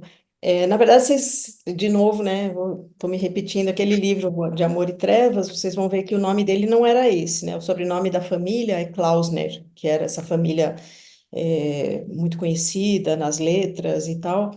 E ele mudou naquela época, as pessoas mudavam, com muita frequência mudavam o nome, por exemplo, o cara veio da Europa, veio da Rússia, da Polônia, não sei o quê, com um nome, assim, judaico, bem em polonês, né? E aí ele chegava em Israel, ele mudava para um nome em hebraico, em geral, com muita frequência, palavras que significavam alguma coisa. Por exemplo, não sei se vocês lembram do Moshe Dayan, que era um general, etc. Dayan quer dizer forte, né? Então, ele também não chamava Moshe, o primeiro nome dele, não me lembro qual era, mas se ele fosse, digamos, sei lá, polonês, ia ser Moishe, uma coisa assim. Aí eles colocavam um nome em hebraico com palavras que já projetavam força, determinação, que era para mostrar, porque existia esse mito que os judeus foram para as câmaras de gás como carneiros, que eles achavam que, tudo bem, né, fazer isso. E isso realmente é um mito, que na verdade as pessoas iam para os campos de concentração, primeiro em trens fechados, onde era garantido que eles estavam indo para um campo de trabalho, então eles estavam sendo tirados do gueto nas cidades onde eles estavam morrendo de fome, com alguma esperança de ter um trabalho, e aí o trabalho que eles chegavam era descer do trem e ir para a câmara de gás, né? Então não tinha nada de submissão, e teve muitas revoltas em muitos campos, sempre sabendo que eles iam morrer, que eles iam perder aquela revolta e tal. Mas os que sobreviveram, os que foram para Israel, queriam dizer assim: nós não somos esses caras submissos. Então, por exemplo, a questão do bronzeado era uma coisa muito importante, porque se olhar a minha família toda branquésima, assim, todo mundo, porque o que que o judeu queria fazer a vida toda era sentar e estudar, né? Então, estudar é dentro de casa e tal. Aí iam para Israel, era essa imagem de o cara do campo, o cara que pega uma enxada, que é forte, não venha mexer com ele, né? Porque ele vai se defender. E foi importante para a sobrevivência. Na verdade, nesse momento, nós estamos vendo de novo como isso é importante, né, para um país como é para a Coreia, como é para Taiwan, um país cuja vida, sobrevida está ameaçada, isso na verdade, cada pessoa acaba projetando isso, né? Ou acaba introjetando isso, né? Então, ele também, e os personagens dele tem diferentes graus de ajustamento com essa necessidade, né? As pessoas, não é, todo mundo não é igual. Tem gente que é mais sensível, tem gente que é mais tem o artista, o cara que tem o caminho dele, tem o cara que só quer estudar, né? Eu fico imaginando meu filho, que a vida inteira pagava para ficar só estudando. Imagina o que ele ia sofrer num kibutz. Ai, o que tem que sair lá fora com bicho, com não sei o quê, para mexer. Cada um é cada um, né? E ele caracteriza, eu acho isso muito bem. Por isso que a gente lembra dos personagens, né? A gente, mesmo não tendo lido o livro recentemente, parece que os personagens ficam com a gente. Também a gente pode aprender um pouco, né? Carolina, todo mundo sabe que a Carolina é uma super escritora, mas a gente sempre pode aprender mais ainda, né? Como caracterizar esses personagens. Ele faz isso que afinal de contas são poucas páginas, são o quê? 130 páginas o livro, né? É isso, que mais? Professora, fala, Carolina, você falar? Não só, é isso mesmo. A gente sempre aprende muito com esses escritores. Professora Vivian, a nossa coleguinha Fernanda, ela deixou um recado aqui dizendo que amou a exposição, mas que ela tinha que dar aula agora às 21 horas. Veja só que maravilha, hein? Nosso clube tem 3 anos de tanto. A Fernanda, ela é filha do colega desembargador aposentado do Rio de Janeiro, e começou participando aqui do nosso grupo desde o início, com participações maravilhosas, de uma cultura muito grande, e já é professora, olha só que maravilha. Nosso grupo está envelhecendo de forma muito positiva, muito legal, né? Ela estava no comecinho aqui, aparecendo de cabelinho preto, bonitinho, e agora saiu para dar aula. Mas no mês que vem ela prometeu que já está em férias e vai poder continuar aqui. Professora Vivian, enquanto mais algum colega pensa em fazer alguma pergunta, só sobre. Eu li um livro muito legal que acho que você deve conhecer, né? A Bailarina de House. Uhum. Conhece? Ela está viva ainda nos Estados Unidos, e assim, uma história. E é muito legal porque ela conta não só todo o período, ela tinha 16 anos quando foi, acho que em 1943 ou 44, ela foi para Auschwitz, e depois ela saiu. E o legal do livro dela é que a história continua. Tem a primeira parte é lá no campo, e depois dali ela vai para a Hungria, e depois da Hungria ela vai para os Estados Unidos, e ela vai relatando toda a história depois da Hungria, da perseguição na Hungria pelos russos. Por isso que eu perguntei a questão dos russos e dos socialismos adotados, porque não existia identidade filosófica nenhuma entre os russos e os judeus foragidos, nada, pelo contrário, né, verdade? A gente percebe bem no livro dela que é a continuidade da perseguição. E ela continua depois, ela conseguiu, ainda ela e o marido, fugirem para os Estados Unidos, e foram recebidos, assim, numa escala de 0 a 100. A receptividade dela pela sociedade americana foi zero. Ela, assim, ela não tinha idioma, não sabia falar inglês. Sofreu, nossa senhora. É um livro de sofrimento do início ao fim. Hoje ela ainda está viva aí, com acho que 95 anos. É palestrante mundial aí, palestrante das Forças Armadas. E é muito legal, assim. Aí eu lembro muito bem, assim, dessa reação. Eu fiz a última viagem que eu fiz antes da pandemia foi muito legal. Foi, assim, a trajetória da Segunda Guerra Mundial. Então, eu visitei Dresden, visitei Varsóvia, é, Hungria, Áustria, Bratislava, e Cracóvia, o campo também de concentração e tal. E aí em Varsóvia eu fiquei assim realmente muito chocado assim com o que aconteceu, e aquele filme O Pianista mostra bem, com a revolta dos judeus no gueto de Varsóvia, que foi uma exterminação de não sobrar absolutamente pedra sobre pedra, certo? Foi assim uma coisa. Então, para aqueles que acham que realmente o povo judeu aceitou e ficou quietinho, não foi exatamente isso que aconteceu, né? Pode estar com a Isso palavra, professora. Enquanto algum colega aí, vamos ver se alguém mais vai levantar a mãozinha. sobre bom, na minha família tem várias histórias, muitas histórias, de como lidaram, como sobreviveram na guerra, e muitos não sobreviveram. Por exemplo, meu avô paterno era de uma família de 11 irmãos, e só ele, por insistência da minha avó, na verdade, quando meu pai estava com 5 para 6 anos, a minha avó quis matriculá-lo na escola pública, ali na vila onde eles moravam, né? Super pobres e tal, mas. E, e eles foram apedrejados, não conseguiram chegar na porta da escola. Qual cidade que foi, professora? Oi? Qual cidade que era? Você está falando do seu pai, que ele foi A estudar? cidade é tão pequena que chama Stachov, mas por incrível que pareça, tem um livro desta altura É na só. Alemanha ou Polônia? Oi? Qual o país? Na Polônia. Ah, perdão. Na Obrigado. Polônia. Então, a minha avó, como não conseguiu matriculá-lo, porque o que os judeus faziam, eles estudavam dentro da casa, assim, tinha um professor dentro de uma daquelas casas que ficava ensinando todos os meninos e tal, e aprendiam muito mais é, coisas judaicas, não sei o quê, do que matemática, ciência e tal, mas estudava um pouco disso. E a minha avó dizia, não, eu quero que meus filhos estudem na universidade, que era proibido, né, para judeus.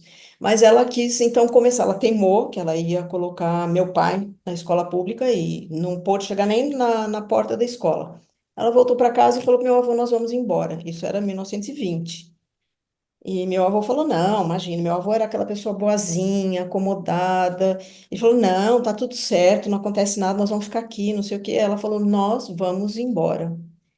E aí, naquele momento, judeu pobre, sem profissão, etc., por exemplo, os Estados Unidos não podia entrar. No Canadá também não, apesar que a gente já tinha naquele momento família, enfim, no Canadá. E tinha um país que eles não sabiam nada sobre esse país, que chamava Brasil, que diz que podiam vir. Então vieram para cá, conheciam uma ou duas famílias aqui, que não eram famílias diretas nossas, mas vieram. E, né, para encurtar a história, em pouco tempo, meu pai pôde cursar o ginásio do estado, que era o melhor ginásio que tinha naquele tempo, coisa que já na Polônia não ia poder. E, com muito esforço e tudo, fez medicina na USP. E a minha mãe, que veio, meu avô veio, a materno veio bem mais tarde, também estudou em escola pública aqui e também fez medicina na USP. Então, para os meus pais, para os meus avós, o Brasil era assim, a gente não podia contar aquelas piadinhas de dizer assim, sabe aquela piada do brasileiro, francês e não sei o quê? Meu pai punha a gente de castigo. Ela não fale nada do Brasil, porque se não fosse o Brasil que é, não vamos falar dos políticos, porque os políticos não são o povo, né? Meu pai falava, se não fosse o povo que é, nenhum de nós estava aqui. Então, a família do meu avô paterno, que achou um absurdo quando ele falou que ia sair da Polônia, eram os outros 10 irmãos dele, todos morreram no Holocausto. E Ah, quase todos, era uma família enorme, quase todos os filhos deles, com exceção de 3.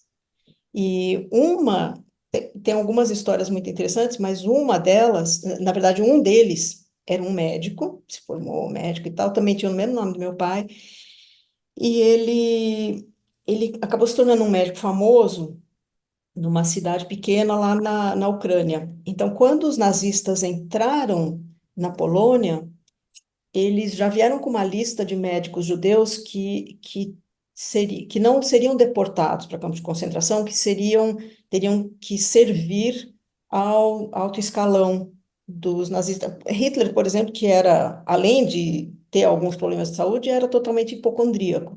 Então, ele se cercava de gente o tempo todo que tinha que dar palpites para o médico que ele confiava. E esse meu tio, digamos, era um desses médicos. E ele soube, avisaram ele que ele ia ser levado por esses médicos, então ele fugiu. E a esposa dele, que era enfermeira, trabalhava com ele como enfermeira, já eram casados, tinham um filho e tal. Ela conseguiu se esconder por um tempo, depois acabou sendo deportada para Auschwitz. O filho ela entregou para uma pessoa cuidar e nunca mais conseguiram achar. Provavelmente morreu na Hungria, acabaram levando para a Hungria, enfim. E ela acabou, como eles sabiam que ela era enfermeira, ela acabou tendo que trabalhar no laboratório do Mengele, que não eram experiências de jeito nenhum, eram simples torturas, né? O cara era completamente louco.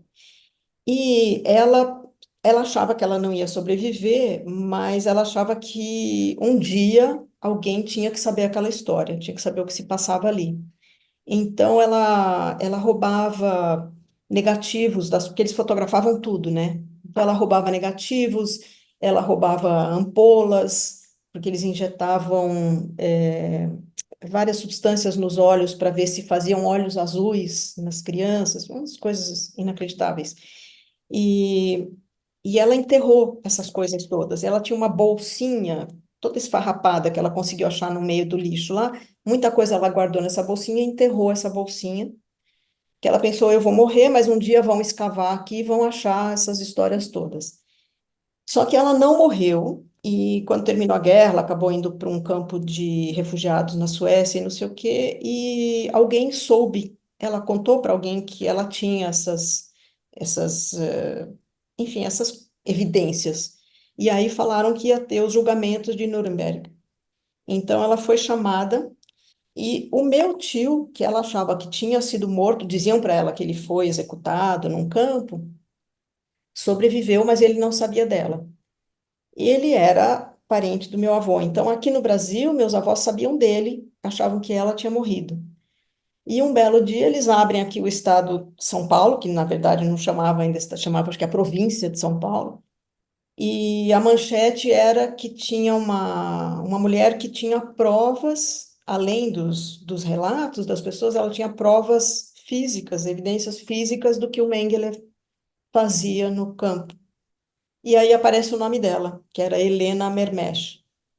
Aí meus avós quase, né, tiveram um infarto. E aí, então, mandaram um telegrama para o meu tio, que estava em Chipre, porque ele estava querendo ir para a Palestina, estava esperando em Chipre. Aí ele voltou, então, para a Alemanha, esperou, ela testemunhou nos julgamentos e tal. E era uma mulher muito inteligente, muito linda e, assim, muito impressionante. E aí, depois que terminou tudo isso, eles foram para Israel, nunca encontraram aquele filho, tiveram outros filhos, mas ela passou o resto da vida viajando o mundo, contando a história dela, porque ela dizia isso não pode ser. E ela não tinha assim a menor raiva. Eu cheguei a conhecê-la bem, conheço bem os filhos, convivo com os filhos.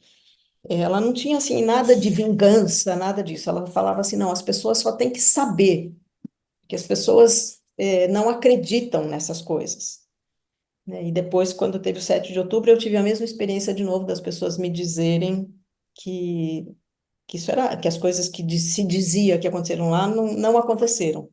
Mas, enfim, isso, como eu falei, isso é outra história. A gente fala em outro, ou mais. Professora Viviane, que depoimento maravilhoso. Eu vou dar só um parênteses aqui para também dar um testemunho. Meu pai é italiano, lutou a Segunda Guerra Mundial inteira pela Itália, foi náufrago 3 vezes, era assim, tinha todos os resquícios da guerra no corpo que ele levava. E veio para o Brasil e aqui ele criou família. Ele amava tanto o Brasil, mas amava tanto o Brasil, que era coisa de outro mundo. Clementinho está com a palavra. Estão me ouvindo? Sim, sim, bem. Tá. É um livro muito interessante. Mas só fazendo um comentário aqui sobre uma experiência que eu vivi em São Petersburgo, né? Eu levava grupos turísticos para São Petersburgo na década de 90, quando o dólar era equiparado com o real. E aí nós tínhamos um cliente, um desses estudantes que estudava, que fazia o curso em Moscou com a gente. E aí ele chamava todo mundo de Tavares, Tavares. E ele era muito expansivo, assim, brincalhão. E aí, lá em São Petersburgo, ele começou a chamar o nosso guia turístico lá, tradutor lá em Moscou, em São Petersburgo, de Tavares. Aí, de repente, o guia começou a chorar. Não nos humilhe, não essa palavra é agressiva para a gente. E Tavares em russo é companheiro. E era assim que os comunistas tratavam todos lá de companheiro. Quem era companheiro, quem não era companheiro mandava para a Sibéria. Mas É. a questão é o seguinte, eu achei esse livro muito triste, né? Assim, a vida do kibbutz não é uma crítica ao kibbutz, né? Porque é o meio que eles encontraram para construir ali o início do país, né? Mas parece que a vocação das pessoas colocou-se um peso em cima e eles não tiveram como cumprir essa natureza humana de desenvolver a sua vocação, né? E isso me chamou muita atenção no personagem desse conto À Noite, o I- Ioave, que ele tinha toda uma característica de nerd, de estudioso, mas ele não podia levar à frente essas características, ele tinha que se adequar àquela exigência que era feita dele, como todos os outros, né? Uns se adaptavam mais, mas ele, você via que ele fazia um esforço, ele tinha uma natureza humana muito sensível, uma vocação de estudioso, mas que não se cumpriu, né?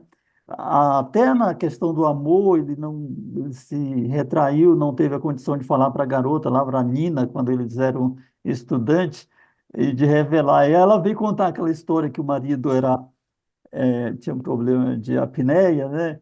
E além de outros problemas que fez com que ela fugisse de casa e ele disse não para ela, mas ao mesmo tempo ele resolveu descobrir um meio de acolhê-la na secretaria lá, colocou ela para dormir no banquinho, né? Então, uma história muito do massacre da existência, né? Assim, eles arrumaram uma forma de como construir Israel nessa etapa inicial, mas uma forma de muito sofrimento para as pessoas, né? Então, o livro é muito curioso, né? E mostra o talento literário do autor, do Amos Oz, de descrever essa natureza humana dentro dessa realidade de prisão da natureza humana, do talento de cada um, que foi desvirtuado para outro rumo, né? E não se cumpriu aquela função humana ali, né? De crescer, de se desenvolver, né? Ficaram presos ali, né? Então, é mais ou menos essa minha observação. Eu acho interessante, eu concordo com você que primeiro que tem alguns personagens que têm essa intensidade, né, essa necessidade mesmo da individualidade. E também, por outro lado, também os kibbutzim, como eu falei, mudaram muito. Hoje em dia você tem, por exemplo, tem alguns, onde que funciona esse tipo de coisa com muita regra? Para as pessoas, para algumas pessoas muito religiosas. Por exemplo, o judeu muito religioso, ele tem regra para tudo. Ele acordou, tem uma reza que ele faz, aí ele se veste, enfim, tem outra reza, aí ele tem a refeição, tem uma outra reza, tem um calendário, né, o Shabat, para tudo no Shabat, é só para estudar, etc. Você não cozinha, não trabalha, os teus animais não trabalham, os teus empregados não trabalham. Então, você come aquela comida dentro dos preceitos judaicos, que a gente chama de kasher. Então, para um grupo assim, é favorável o kibbutz. Mesmo assim, num grupo como esse, você tem também individualidades. Você tem um que vai querer estudar, você tem um outro que não quer estudar, que quer. Então, hoje em dia, eles são muito mais flexíveis. Eles ficaram eles perceberam que aquilo, naquela fórmula, não ia funcionar. Como eu disse, funcionou muito bem em termos de defesa, principalmente foi a primeira defesa mais organizada do país, porque logo que começou a Guerra da Independência, não é só os países árabes, né? As comunidades, vocês viram aquele mapa, as comunidades árabes estavam muito misturadas com as comunidades judaicas e vice-versa. Então, não é que você dizia assim, até aqui tem um território e aqui é outro território. Então, era uma ameaça muito grande. Então, os kibbutzim tiveram realmente um papel. Mas aquilo, para um sistema, depois que um país está estabelecido, ele funciona para objetivos bem específicos, né? Então, essa região lá onde eu trabalhei, lá em janeiro, fevereiro, eu não trabalhei no kibbutz, a gente trabalhava em fábricas, porque depois do 7 de outubro tinha dois problemas. Um, as pessoas não podiam voltar para casa, que as casas foram destruídas, e a outra questão era que tinha muitos funcionários palestinos, que é aquilo que eu falei que era um erro que eu mesma tenho que dizer que eu acreditava. A filosofia em Israel nos últimos 20 anos era que como é que você tira esses palestinos que estão em Gaza dessa lavagem cerebral, que o judeu é um monstro, que o israelense vai matá-los, que não sei o quê. Dá emprego para eles. Deixa eles virem para Israel, deixa eles verem o que é a vida judaica, deixa eles receberem dinheiro, terem uma vida, ou terem uma possibilidade de uma vida melhor. Quem vai ter uma vida melhor não vai querer ser terrorista, né? Não vai, mas estava errado. Isso, infelizmente, estava errado. Por quê? É uma outra cultura. A cultura cristã judaica coloca a vida acima de tudo. Então, se você tem como preservar a vida, você não vai jogá-la fora por uma ideia, né? A ideia do Islã fundamentalista é que qualquer coisa, a sua vida não vale nada comparado ao valor de você lutar para transformar todo mundo à sua volta em muçulmano. Então, a lavagem cerebral é muito mais forte do que qualquer coisa que eles pudessem fazer. Então, tinha 20.000 palestinos que vinham para Israel todos os dias, né? As pessoas falam assim, Israel ocupava Gaza. Isso, além de estar historicamente errado, Israel saiu completamente de Gaza em 2005, não podia entrar nenhum israelense em Gaza. Ao contrário, os palestinos entravam, trabalhavam, não pagavam imposto em Israel, pagavam imposto em Gaza, que infelizmente a gente viu os túneis, viu para onde foram esses impostos, não foram para beneficiar palestino nenhum, né? E a lavagem cerebral era tal que, por exemplo, os caras trabalhavam nas fábricas, uma das fábricas que eu trabalhei, eles foram atacados, a casa de das pessoas que eu conheci foi atacada por um dos caras que trabalhava nessa fábrica. O cara que trabalhava, ele foi atacar a casa do cara que era o gerente dele, com quem ele almoçava, com quem ele não só tinha um emprego e tudo isso. Então você vê que toda aquela convivência não significou nada. Por isso que eu digo que talvez se o Amos Oz fosse escrever o livro hoje, ou não sei que livro ele escreveria hoje, sendo honesto como ele era, talvez ele teria uma visão diferente. Eu sei que muita gente tem uma visão diferente, mas quero ouvir mais de vocês. Nós estamos na reta final, mas Clementinha, eu vou falar uma coisa para você. Você estava falando do kibutz, que pareceu que não era muito bom para todo mundo. O professor David Dagan pensava justamente o oposto. Ele achava que o kibutz era muito bom, sempre tinha uma professorinha, uma ex-aluna, o negócio ali funcionava muito bem. E segundo o nosso amigo Rony, era só ficar embaixo da janela no quarto dele, que sempre caía uma livre para quem quisesse pegar. Professora, eu vou na minha fala aqui agradecer profundamente toda essa palestra, sabe, essa conversa maravilhosa, profunda. A senhora abriu o coração aqui para gente. Foi muito mais do que uma palestra de uma professora, foi uma palestra assim de uma, sabe, de uma amiga nossa, a gente pode dizer assim. Eu vou passar para o Cleópis, que é o nosso diretor mor, que vai fazer o encerramento e já vai falar das próximas obras, dos próximos encontros. Muito obrigado, professora. Um beijão para a senhora. Obrigada a Cadê vocês, a Maria. palavra? Muito bem, obrigado, Cocusa. Professora Vivian, fantástica realmente a sua exposição, a sua aula, a verdadeira aula aí, né? E muito do que a senhora falou, eu estive em Israel em 1991, salvo engano, passei 45 dias por lá, conheci alguns kibbutzim, fui, enfim, de norte a sul, conheci o país inteiro, um lugar fabuloso, fabuloso, fabuloso, realmente, inesquecível. Ah, eu, antes de encerrar, né, já passamos um pouquinho do nosso horário, né, só lembrar aqui que o nosso companheiro aqui, o Wilson, que ainda está presente, ele colocou aqui no chat: fiz um exame de pesquisa de DNA recentemente e constatei que eu tenho 5% de ascendência Ashkenazi, talvez através de bisavós poloneses, de Lwów, acho que Lwów, né, a pronúncia, né, interessante, né, bastante interessante. Mas antes de encerrar, também dizer o seguinte, que hoje, pessoal, é aniversário da professora Vivian Schlesinger, e aí a gente vai ter que dar os parabéns a ela, né? Que, além de tudo, teve a gentileza de parar, né, o seu dia, né, festivo para estar conosco aqui, nos trazendo esse banho de cultura, né, que nos foi trazido. Meus parabéns, professora. Uma salva de palmas Não, aqui para não a pode ser professora, assim, né? não, aqui, ó. Vamos abrir os microfones e cantar parabéns, que a professora merece. Todo mundo abre o Vamos lá, microfone. é Ah, verdade. claro.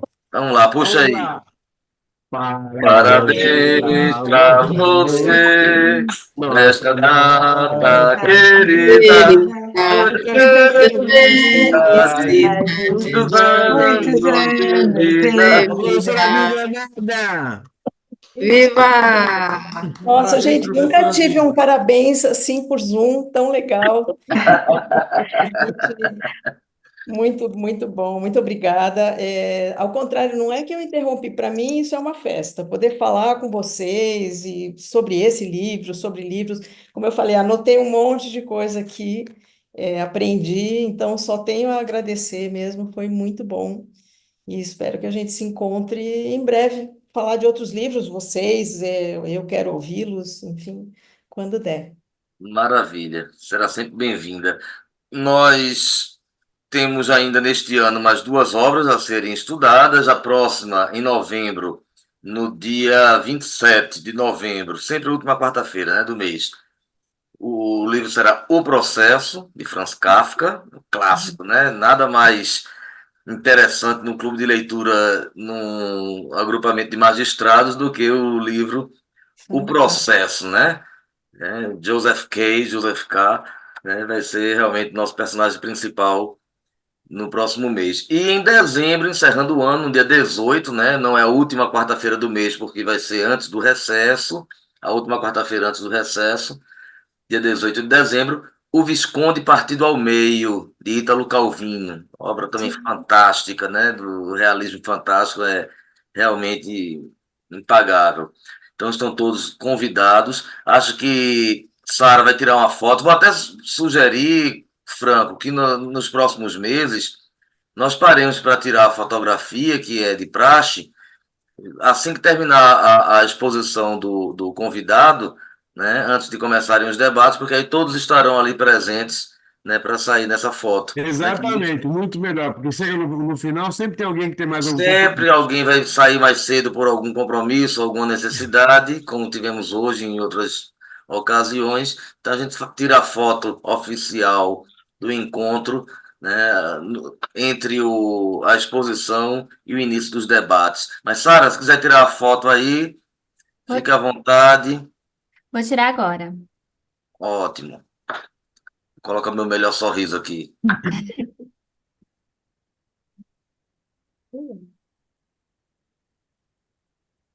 Bom, Prontinho. tirou? Ótimo. Beleza. Então, pronto, mais uma vez agradecer a todos pela presença, pela participação, pelo prestígio aqui da presença aqui nesse nosso encontro. Mais uma vez agradecer a professora Vivian, né? Sempre uma honra tê-la conosco. E, se Deus quiser, no próximo mês estaremos aqui novamente no nosso próximo encontro. Muito bom Parabéns. dia a todos e uma ótima semana. Boa noite a todos, até o próximo mês. Boa Boa noite. Boa noite. Obrigada, muito Boa obrigada. noite.